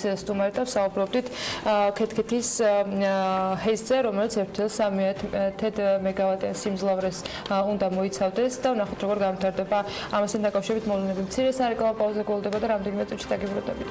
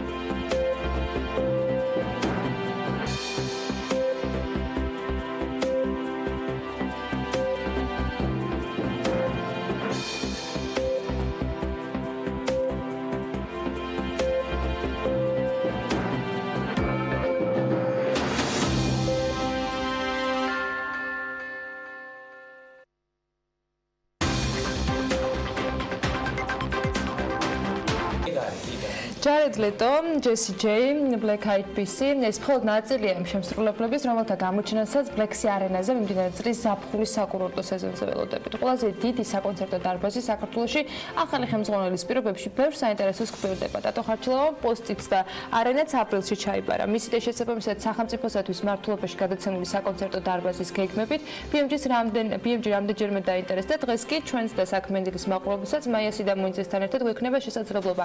სტუმრისგან მოვისმინოთ ხედვა, როგორც შეიძლება ბლექსი არენას გამოყენება იმისთვის, რომ ის შემოსავლიანი გახდეს და უფრო მეტი ტურისტი მოიზიდოს. მაია სიდამონიძე პროთროლო ჯორჯიას მმართველი პარტნიორი და დატო ხარჩილოვა ბლექსი არენას დირექტორი არიან ჩვენთან ერთად სტუდიაში. მოგესალმებით და მადლობა რომ ხარჩილობთ. დილა, დიდი მადლობა წარდგენისთვის. დატო დილობშტობის დიდი მადლობა რომ გვესტუმრეთ. დიდი მადლობა მაია მოწვევისთვის და მიხარია როგორც იქნა. მოვიდეთ ასევე ამ ახალ ასე ვთქვათ პოზიციაზე. იმიტომ რომ თქვენი წარმატება ჩვენთვისაც ძალიან მნიშვნელოვანია. ძალიან დიდი მადლობა. პირველი კითხვა რა თქმა უნდა იქნება ვინაიდან ახალი ხელმძღვანელების ძანდებით ახალი პროექტები, ახალი ხედვები რა გაგაჩნიათ კონკრეტულად ამ სეზონთან მიმართებაში და ამ სეზონზე რა თვეები მოისაზრება, იმიტომ რომ ვიცით რომ რეალურად არ არის ასე ვთქვათ მთელი წლის განმავლობაში შესაძლებელი. შესაძლებელი არ არის, იქიდან მთელი წლის განმავლობაში ღონისძიებების დაგეგმა შეუძლებელია, იმიტომ რომ დარბაზი ჰერმეტულად დახურული არ არის და სამწუხაროდ ჩვენ ახალი მენეჯმენტი მოვედით აპრილში და ძალიან ცოტა დრო იყო იმისათვის რომ კარგად გაგვეწერა მთელი სეზონი, მაგრამ მოვახერხეთ ის რომ სეზონი გაიხსნება 16 ივნისს ბლექ აიდ-პისის კონცერტით. შემდეგ უკვე აგვისტოში ორი არტისტი არის დაანონსებული, რომელიც არის 30 Seconds to Mars და ჯესი ჯეი და ასევე კიდე დაანონსდება ორი დიდი ჰედლაინერი, ორი დიდი არტისტი და ასევე 5 ქართული პროექტი. და ერთ-ერთი მთავარი ასე ვთქვათ ამოცანა ჩვენთვის წლევანდელ წელს იქიდან გამომდინარე რომ გვიან გავიხსენით, ანუ გვიან გიხსნებით 16 ივნისს, არის ის რომ ოქტომბრის ბოლომდე მაქსიმუმ გავტანოთ სეზონი და ვთქვათ ის დიდი არტისტები, რომლის დადასტურებასაც ველოდებით უახლოეს დღეებში და სწორედ მოლაპარაკებები მიდის ოქტომბრის ბოლოსკენ, რომ ეს სეზონი გავწელოთ მაქსიმალურად და ასე ვთქვათ ეს რეგიონი და ამ შემთხვევაში ბლექსი არენა გახდეს ასე ვთქვათ ამ სეზონის გაგრძელების ერთ-ერთი როგორ გამოიყურება გაყიდვები ამ ეტაპზე დაანონსებული ღონისძიებების და დაახლოებით პროცენტული მაჩვენებელი რა ვიყოთ ქართველი მყიდველის და უცხოელების. ესე იგი სამივე ღონისძიებაზე 50%-ზე მეტი რაოდენობა ბილეთებისა გაყიდული არის და რაც ძალიან კარგი შედეგი არის, იმიტომ რომ როგორ გითხრათ, როცა ამ ხელა კონცერტები იგეგმება მინიმუმ დეკემბერში მაინც უნდა იყოს დაანონსებული, რომ ანუ სოლდაუთი გამოცხადდეს ასე ვთქვათ ღონისძიება. რა თქმა უნდა, მომავალ წელს რა თქმა უნდა, როგორც კი ჩვენ სეზონს დავხურავთ ოქტომბერში, ვაპირებთ რომ უკვე ნოემბერი, დეკემბერში ვთქვათ გამოვაცხადოთ 2020 წლის სეზონის პროგრამა იმისათვის, რომ ზუსტად ეს ტურისტული პოტენციალი მაქსიმალურად გამოვიყენოთ და ტურისტი, რომელიც ვთქვათ საქართველოში აპირებს ჩამოსვლას ზაფხულში, იცოდეს დეკემბერში რა პროგრამა იქნება.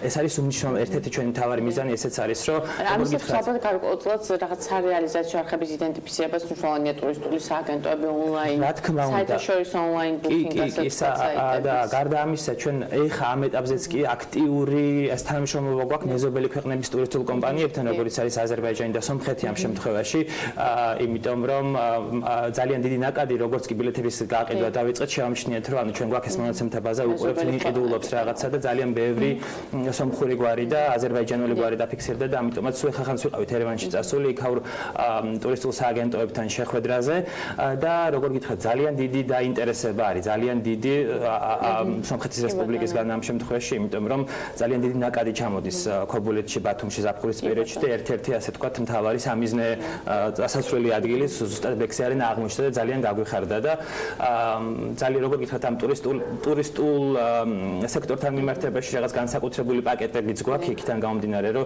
ძალიან მნიშვნელოვანი და ფასეული არის ის ადამიანი ამ შემთხვევაში უცხოელი, რომელიც ჩამოდის ბლექსი არენაზე და ყიდულობს ბილეთს, იმიტომ რომ ქართველი მომხმარებლებისგან განსხვავებით ის ორმაგი დანახარჯი არის, ასე ვთქვათ, მისთვის ამ კონცერტზე მოსვლა და ამიტომ ჩვენთვის მნიშვნელოვანია.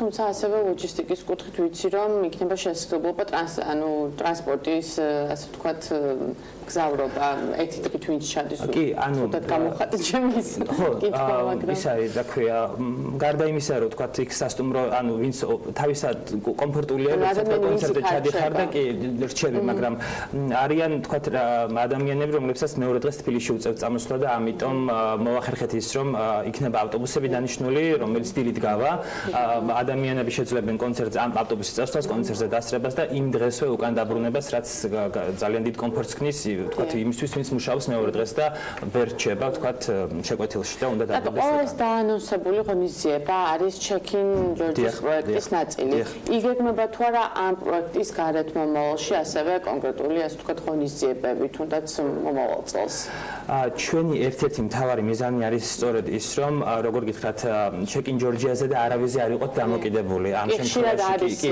კითხვები სუბსიდიებასთან არის და მესმის რაღაცნაირი გარკვეული როგორ გითხრათ პრეტენზიაც კი ამ მასთან მიმართებაში რომ აი რაღაცა იხარჯება თანხები და ვინ ჩამოდის როგორ ჩამოდის და როგორ გითხრათ ანუ ჩვენზე უკეთესად როგორ გითხრათ არავის არ შეტკივებული ამ შემთხვევაში იმისთვის რომ სწორად იქნას არტისტი შერჩეული ისე იქნას შერჩეული რომ break even-ზე გავიდეს პირველ რიგში და მოგებაზეც გავიდეს მე თვითონ მიჩნდება კითხვა რამდენად არის კომერციული ეს ბიზნესი რამდენად შეიძლება გახდეს მომავალში მომგებიანი მომგებიანი აუცილებლად გახდება მომავალში იმიტომ რომ ეს სხვა გზა არ არის ამ შემთხვევაში როგორ გეგმავთ რომ ეს გახადოთ მომგებიანი როგორ გეგმავთ პირველ რიგში იქიდან გამომდინარე რომ ბლექსი არენას ჭირდება ან მასშტაბების გაფართოება ჭირდება და ცნობადობის გაფართოება ჭირდება იქიდან გამომდინარე რომ ყველა ქვეყანას გააჩნია რაღაცა ტრეიდ საკონცერტო დარბაზები რომ ეს იქნება როიალ ალბერტ ჰოლი ლონდონში O2 არენა ოლიმპიას თეატრი თუ ასე შემდეგ რაც საქართველოში არ არის თითქმის ყველა დიდ ქალაქს აქვს რაღაცა მარკა საკონცერტო დარბაზისა ჯერჯერობით ბლექსი არენას ეს ცნობადობა არ აქვს და აი გულწრფელად გეუბნებით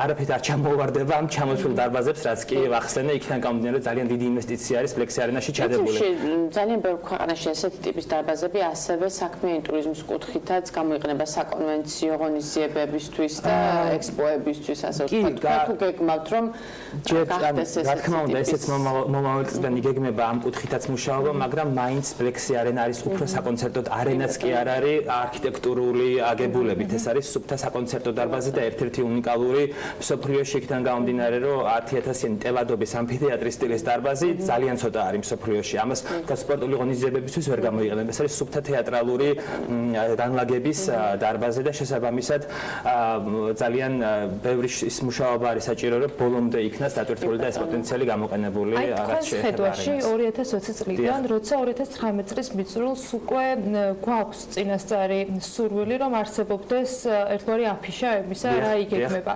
თქვენს ხედვაში როგორი უნდა იყოს ბლექსი არენა 2020 წლის განმავლობაში როგორი გინდათ რომ ის იყოს და დაახლოებით რა სტრუქტურა ეწყობა მათ შორის ტურისტულ საერთო ჯამში მინდა რომ ჩავამიყალიბოთ ეს იქნება იგივე ლოჯისტიკური საკითხების მოგვარება ტურისტულ კომპანიებთან ურთიერთობა თუ სხვა ყველაფერი დანარჩენი 2020 წლისათვის რა იქნება პირველი ნაბიჯი რომ ბლექსი არენასგან მიიღოს ხო პირველ რიგში ის რომ სეზონი გაიხსნას რაც შეიძლება მალე ეს აპრილის ბოლოს და გაგრძელდეს ოქტომბრამდე და როგორ გითხრათ აი ძალიან რეალისტური და ოპტიმისტური ამავე დროს განწყობა და ეს ხედვა არის ჩვენი იმისა რომ ბლექსი არენა გახდება ის ერთ-ერთი ვთქვათ ნიშა ტურისტების მოსაზიდად ვთქვათ გარდა მთებისა, ღვინისა, ზღვისა და არ ვიცი მე თხილამურებისა ერთ-ერთი ვთქვათ აი ეს გასართობი ინდუსტრია და აქეთკენ მივდივარ ზუსტად რომ აი ოქტომბერში როგორც კიდე ავანონსე ვთქვათ 2020 წლის გეგმას რომელიც დაიწყება აპრილიდან და გაგრძელდება ოქტომბრამდე აი ტურისტულ ასე ვთქვათ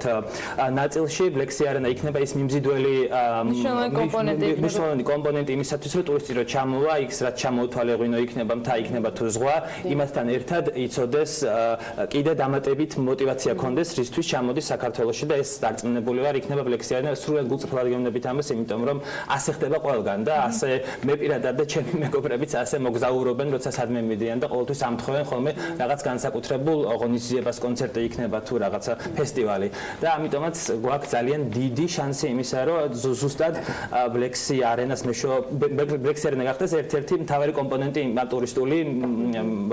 ტურისტების მოზიდვისა ასე ვთქვათ და ძალიან მნიშვნელოვანი მომენტია თვითონ ბლექსი არენას განლაგებაც იქ ზუსტად რატო დგას მაინც იმ რეგიონში და არა სხვაგან და ზუსტად დასავლეთ საქართველოს ამ ნაწილში ზუსტად აი ამ ნაწილის განვითარებას და რეგიონის განვითარებას და ზუსტად აი ეს ტურისტული ნაკადის მოზიდვა რასაც ჩვენ გვინდა ზუსტად ამ რეგიონზე იქნება განსაკუთრებულად ნამდვილად მიმართული. კომერციულ მხარეზე მოდი შევეკაცრავად. ანუ დამოკიდებული არის ვინ ჩამოყვავს და ლაინაპზე. ქართველ არტისტებზე რა ხდება, რამდენად მომგებიანები არიან? ცოტა უხეშად უხეშად ჩემი მხრიდან ცოტა უხერხული იქნება ასე პირდაპირ გავცე ამას პასუხი, მაგრამ ცოტა არაპირდაპირად რომ მივუდგეთ საკითხს, პასუხი იქნება ასეთნაირი, რომ წლევანდელი არტისტები, რომელთანაც მიდის ქართველ არტისტებთან მოლაპარაკება, მაქსიმალურად გვინდა რომ შეიფუთოს ისეთნაირად, რომ მინიმუმ ბრეიქ-ივენზე გავიყვანოთ ქართული კონცერტებიც. ეს იქნება მათი ვიზუალური მხარე, ეს იქნება ახალი არანჟირება თუ ეს იქნება რაღაც თქვა პროექტის სხვა ღირებულები გვინდა დავუმატოთ ამ ყველაფერს იმისათვის, რომ ქართველები გავხადოთ უცხოელებისთვის საინტერესო და ქართველებისთვის პირველ რიგში საინტერესო, იმიტომ რომ თქვენ ამ თემას გავაგზავნოთ. როგორ ფიქრობთ თქვენ, ბლექსი არენა უნდა იყოს უფრო მეტად უცხოელებისათვის, როგორ უნდა შეერჩიოს თქვენ მსახიობები, შემსრულებლები ბლექსი არენასათვის, რომ ამ დროს ითვალისწინებთ უფრო მეტად უფრო მეტი ტურისტი ჩამოვიდეს თუ ქართველი მსმენელი უფრო მეტი მოიზიდოს. ანუ პირდაპირ გეტყვით, წლევანდელ წელზე არტისტები შეირჩა, როგორ გითხრათ, საქართველოზე მორგებული არტისტები და ანუ მეზობელ ქვეყნებზე მორგებული გემოვნებით შეირჩა არტისტები და ასე ვარჩევ წელს, იმიტომ რომ სხვა გამოსავალი არ გვაქვს. მოვედით აპრილში და ამიტომ მაქსიმალურად სეზონი უნდა შედგეს და ეს სეზონი უნდა შედგეს, ასე ვთქვათ, ფინანსურად გამართულად და წარმატებულად. რა თქმა უნდა, პირველ რიგში ქართველებზე, საქართველოს მოსახლეობაზე, საქართველოს გემოვნებაზე დაყრდნობით ირჩევა არტისტები, მაგრამ როგორ გითხრათ, ეს არ არის ერთ-ერთი განსაზღვრელი მომენტი, ვთქვათ, ანუ ესე იგი ტენდენციურად ძალიან ისეთ მუსიკას უსმენ და ისეთი არტისტები არის ჩვენთან მოთხოვნადი, რაც მსოფლიოში. შესაბამისად, ანუ აქ ვერ ჩამოვა ისეთი არტისტი, რომელიც ვთქვათ მარტო საქართველოზე იქნება მორგებული. ნებისმიერ შემთხვევაში ის ტალღა მუსიკალური, რომელიც მსოფლიოში არის, ფეხმიყვება ამას საქართველოს და როგორ გითხრათ, შეიძლება უსწრებს კიდე შეიძლება ხომ მაღალი განაცხადია ჩვენთან, მაგრამ ძალიან გავიგოთ, რომ Coldplay შეიძლება. კი, ძალიან და ხო ძალიან იმიტომ რომ მე მგონი გამოყვანი ტურიზმის კუთხე ძალიან ბევრი ქართველი გაედინებოდა.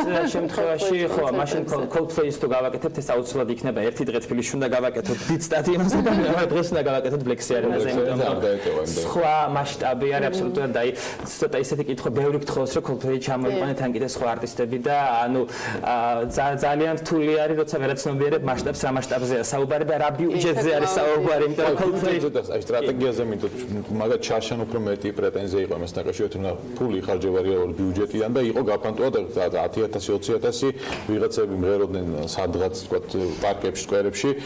სტრატეგიულად ხო არ არის გამართლებული, ერთი თქვათ აი ამ 20 მილიონით ერთი არტისტი ჩამოიყვანა ისეთი, რომ გაავსოს ასე თქვათ დინამა. იყო ეს მოსაზრება, ანუ ორი ჩამოიყვანო და არ იყოს თქვათ 10 და 20 კონცერტი, რომელსაც რეალურად ეფექტი არ აქვს ტურისტი არ შემოგვიყვანა. სიმართლე გითხრათ, მე არ ვეთანხმები ამ იმას, იქიდან გამომდინარე, რომ კარგი მოლაპარაკებების შემთხვევაში ახლა 20 მილიონი თუ არტისტში გადაიხადე, ნუ ხო, თქვენ ახსენეთ ეს ციფრი და მაგიტო, ამიტომ არანაირად არ ვთქვათ 20 მილიონი მივუჩეთ ბევრი. ხო, ორ კაცაც რომ 20 მილიონი ძალიან ბევრია, თუმცა რაღაც არტისტები რაღაც მოლაპარაკების შედეგად შეიძლება გახდეს ეს ფასიც, მაგრამ რეალურად ადრე მოლაპარაკების დაწყების შემთხვევაში აბსოლუტურად გაცილებით ნაკლები თანხები იქნება იმისთვის საკმარისი, რომ ზუსტად იმ მასშტაბებზე ვილაპარაკოთ, როგორც Coldplay არის და ალბათ უკვე არაპირდაპირ ეფექტის განთავსების საშუალება.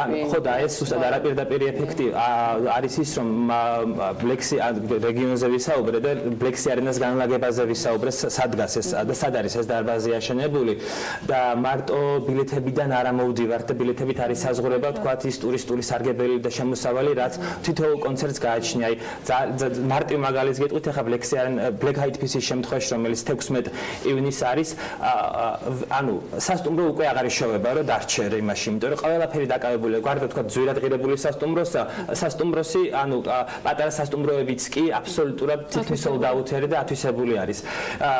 გარდა ამისა, იქ რო ჩახვიდე, ტრანსპორტის თანხა გჭირდება, კვება გჭირდება, სასმელი გჭირდება, ანუ ძალიან ბევრი კომპონენტი არის და ეს მრავალჯერადი, იმიტომ არის უფრო საინტერესო რეგიონისთვის ამ შემთხვევაში, რომ განგრძობადი იყოს ეს ყველაფერი, რომ ძალიან მნიშვნელოვანია რეგიონისთვის, რომ მეტი შემოსავალი რჩება რეგიონს ამით და ეს შემოსავლები ეს უხეში გათვლებით, რომ თქვათ ერთი კონცერტიდან არა ბილეთების დათვლებით, არა ბილეთების ბილეთების დათვრები, სადღაც 2 მილიონამდე ადის რეგიონში დახარჯული თანხა ერთი კონცერტიდან. იგივე ბლექ აიტფისის კონცერტი რო ავიღოთ, ეხლა რომელიც ტრანსპორტი თქვენთვის ყველაზე ისეთი მნიშვნელოვანი და პრიორიტეტული გამოწვევა რა არის, აი თქვენთვის რომ თქვენი ხელმძღვანელობის პერიოდში, ასე ვთქვათ, გადაახოთ და მიაღწიოთ. ჩემთვის ამ წელს მთავარი სეზონი მთავარი ასე ამ სეზონზე მთავარი გამოწვევა არის ის რომ აი წაგანაც ვახსენე რომ ის თანხა რომელსაც ჩვენ ვიღებთ შეგინ ჯორჯიას ფარგლებში 6 მილიონი ნახევარი ესე იგი სპონსორებიდან, ბილეთებიდან და ანუ ფლექსი არენაზე რეალიზებული თქვა სხვადასხვა პროდუქტებიდან იქნას ამოღებული და break even-ზე გავიყვანოთ წლევანდელი სეზონი ეს გულწრფელი და ძალიან ესეთი სურვილი არის და ოპტიმისტური ამავე დროს ცოტა მაგრამ ძალიან ბევრს მუშაობთ ამისათვის რომ ეს განახორციელოთ და ეს შედეგები რაც ეხლა გვაქვს ეს შედეგები მე ოქტომბრის ბოლოს აუცილებლად როცა უკვე დავანონსებთ ახალ გეგმას 2020 წლის აუცილებლად რეპორტსაც ჩაგაბარებთ თქვენ და ყველას ვინც დაინტერესებული იქნება თუ რაში რა თანხა დაიხარჯა რა შემოსავალი მივიღეთ როგორ მივიღეთ და ასე შემდეგ და ძალიან როგორ გითხრათ ჩვენ პირველ რიგში ძალიან დიდი სურვილი არის ის რომ ეს იყოს რა თქმა უნდა ყველასთვის ესეც წარმატებას გისურვებთ დიდი მადლობა თქვენს ფლექსი არენასაც თლიან და ამ შემთხვევაში უკვე ყველა იმ